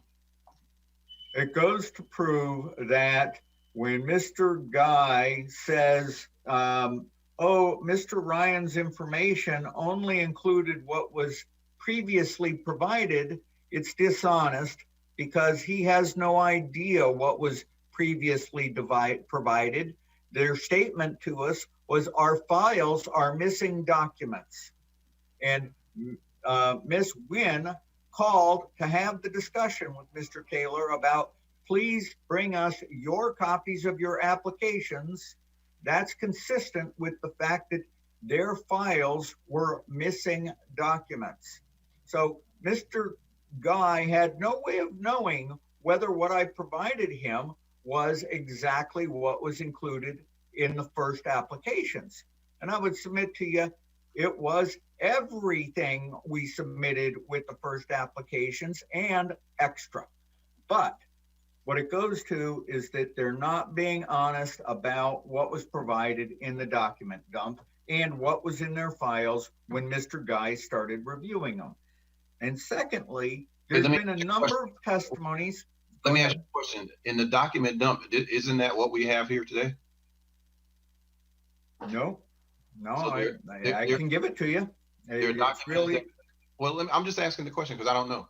The document that you're referring to, there are documents in that dump that aren't, and I use that term loosely because that's what you all are calling it. Correct. And I may Mr. need Bryant that as a started rebuttal. calling it. Though that dump of documents have things in it that aren't included in either your exhibits or Ms. Godot's exhibits. Is that what you're saying? Yes, Judge. Ms. Godot, what you got to say about that? Well, Your Honor, it wasn't part of our case as we had those documents reviewed by the building official who determined it was the same essential stuff that was previously submitted. And that's why you have the March 3rd and the March 4th letter from the building official denying the permits at that point for insufficient documentation to support the request from staff. Mr. Taylor can absolutely testify to this alleged conversation with Ms. Wynn about her asking for additional documents and when this may have occurred. But just because he wants to testify to that does not mean we have to call the city attorney to testify in a code compliance case where, quite frankly, even if she did ask for additional documents, how is that even relevant to whether or not they had valid permits for the dock and the wall and this temporary electric pole? Yeah, and that's kind of where I am, Mr. Ryan. I mean, I don't think it falls within that. It's not going to help you, is what I'm saying, and it can only throw this whole proceeding into more problems, which I want to avoid. So I think you can get your client to testify to the conversations that he did or did not have with Ms. Nguyen. And if there are documents that you want to submit to, you know, make your point that you submitted or that he submitted whatever it was that he was asked, you can do that. There's time to still submit those, to submit that. Okay. So I'll allow that. Okay. So And then I'll look at it as well. The other issue that was covered in my email to Ms. Godot with regards to Ms. Nguyen is with regards to some things that, again, are her personal knowledge. Okay, so we've heard the testimony from Mr. Guy and from Mr. Gagnon that they've seen the order, the final order that was issued in the Taylor versus City case, and that they needed legal guidance with regards to it. And The testimony. pardon? They directed you to talk to legal about your legal issues with that final order. Well, I'm sorry, that's not my position. My position is that I sent you an email telling you what I wanted to question her about, and I would like to be able to explain it to the judge. Okay, as long as your explanation is accurate, I'm fine with it. Would you like to do it for me? You think you can do it more accurately? Let's move this along, please. We started this conversation this morning saying that the only reason you wanted to call Ms. Nguyen was about these telephone calls that she had with your client. Now we're talking about something else? Yes, ma'am. I went back and I looked at my email to you. Okay, so now it sounds like we're... Let me just break in. Let me just break litigation? in. Let me break in. I'm not gonna allow you to call Ms. Nguyen. Let's move on. I understand you're not going to allow me to call Ms. Nguyen. I would like to proffer for the record, because there are potentially appeals that happen in cases, and it's important to have a complete record. Go ahead and make it. Okay, so I would like to have Ms. Nguyen be able to testify with regards to the city's knowledge of the legal history in the case of Taylor versus City, and the legal knowledge of the city with regards to the PBIA versus the DEP and the TIF case, including the appeals all the way up to the Supreme Court, their knowledge of the determination that Taylor was entitled to sue for a taking in 2000, and that's why the city stipulated that, yeah, you don't even need a permit from us to fill. You still have all your economically viable uses. And I also want her to be able to testify that she received the motion for order to show cause dealing with the city's intent to revoke the permits that this violation is based on.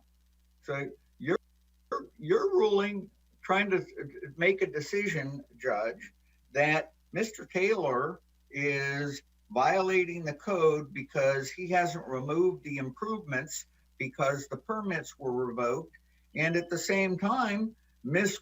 Nguyen knows that we've got a circuit court case pending that says, Judge, they've improperly revoked our permits because we have this declaratory relief. We're entitled to supplemental relief.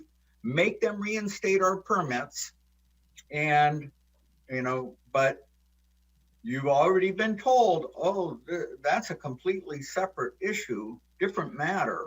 And I think Ms. Nguyen could testify that, no, they both deal with the same property. And if the judge rules that the city has to reinstate the permits, then everything we're going through is an exercise, because they do address the same thing.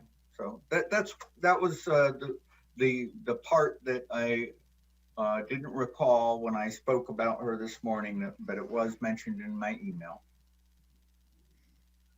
So, Your Honor, he wants to call the city's attorney to talk about pending litigation matters. This is exactly why the case law talks about not calling an agency's attorney in a case to talk about pending litigation in another case. If Mr. Ryan wants to put up a witness to talk about the legal history of these cases, perhaps he could call such a person. But if he's asking Ms. Nguyen the city's position on the legal history, he's asking for the city's privileged information on pending litigation. Ma'am, I wasn't going to ask for her opinion on the outcome of the case, just that the subject matter of that case, she was the one that was served with the motion for order to show cause. All I wanted her to testify to is that the subject matter of that case is to enforce the declaratory relief order entered in 2003, and that the judge, he's knowledgeable, the judge has issued an order to show cause, and that the issues in that case involve the permits that Mr. Guy revoked. Let me ask you a question, Mr. Ryan. Why can't you accomplish that by introducing those orders? Oh, I have introduced them. You have them. Okay, so but the point is that this. Hang on, I'm asking you a question here. You said that you wanted to ask Ms. Nguyen about her receipt of those, but if you have them and you introduce them, what does her testifying about those accomplish, other than putting on the stand and getting testimony about something that's potentially potentially that is in litigation that could violate the attorney-client privilege? I'm not going to ask her what she said to her clients, but the point is that you've been told that this action is unrelated to that action, and I think that the city attorney would tell you otherwise. And I think that we're entitled to this for the city representatives to be honest about this stuff. And if you've been told that, this is unrelated, and she can testify right from the horse's mouth, yeah, these are related. I'm the city attorney. They're dealing with the same issue. I think that carries great weight. Okay. You've made your record. I made my ruling. All right. Thank you very much, Judge. Thank you all. We are in recess until the 28th of October at 9 a.m. 9 a.m. All right. Thank you, Your Honor. Thank you, Mr. Everybody. Thank you. Thanks, Mr. Ryan. Thanks, Ms. Gutto. Thanks all the witnesses and Yes. employees. Staff. Thank you. Yeah. That's the word I was looking for.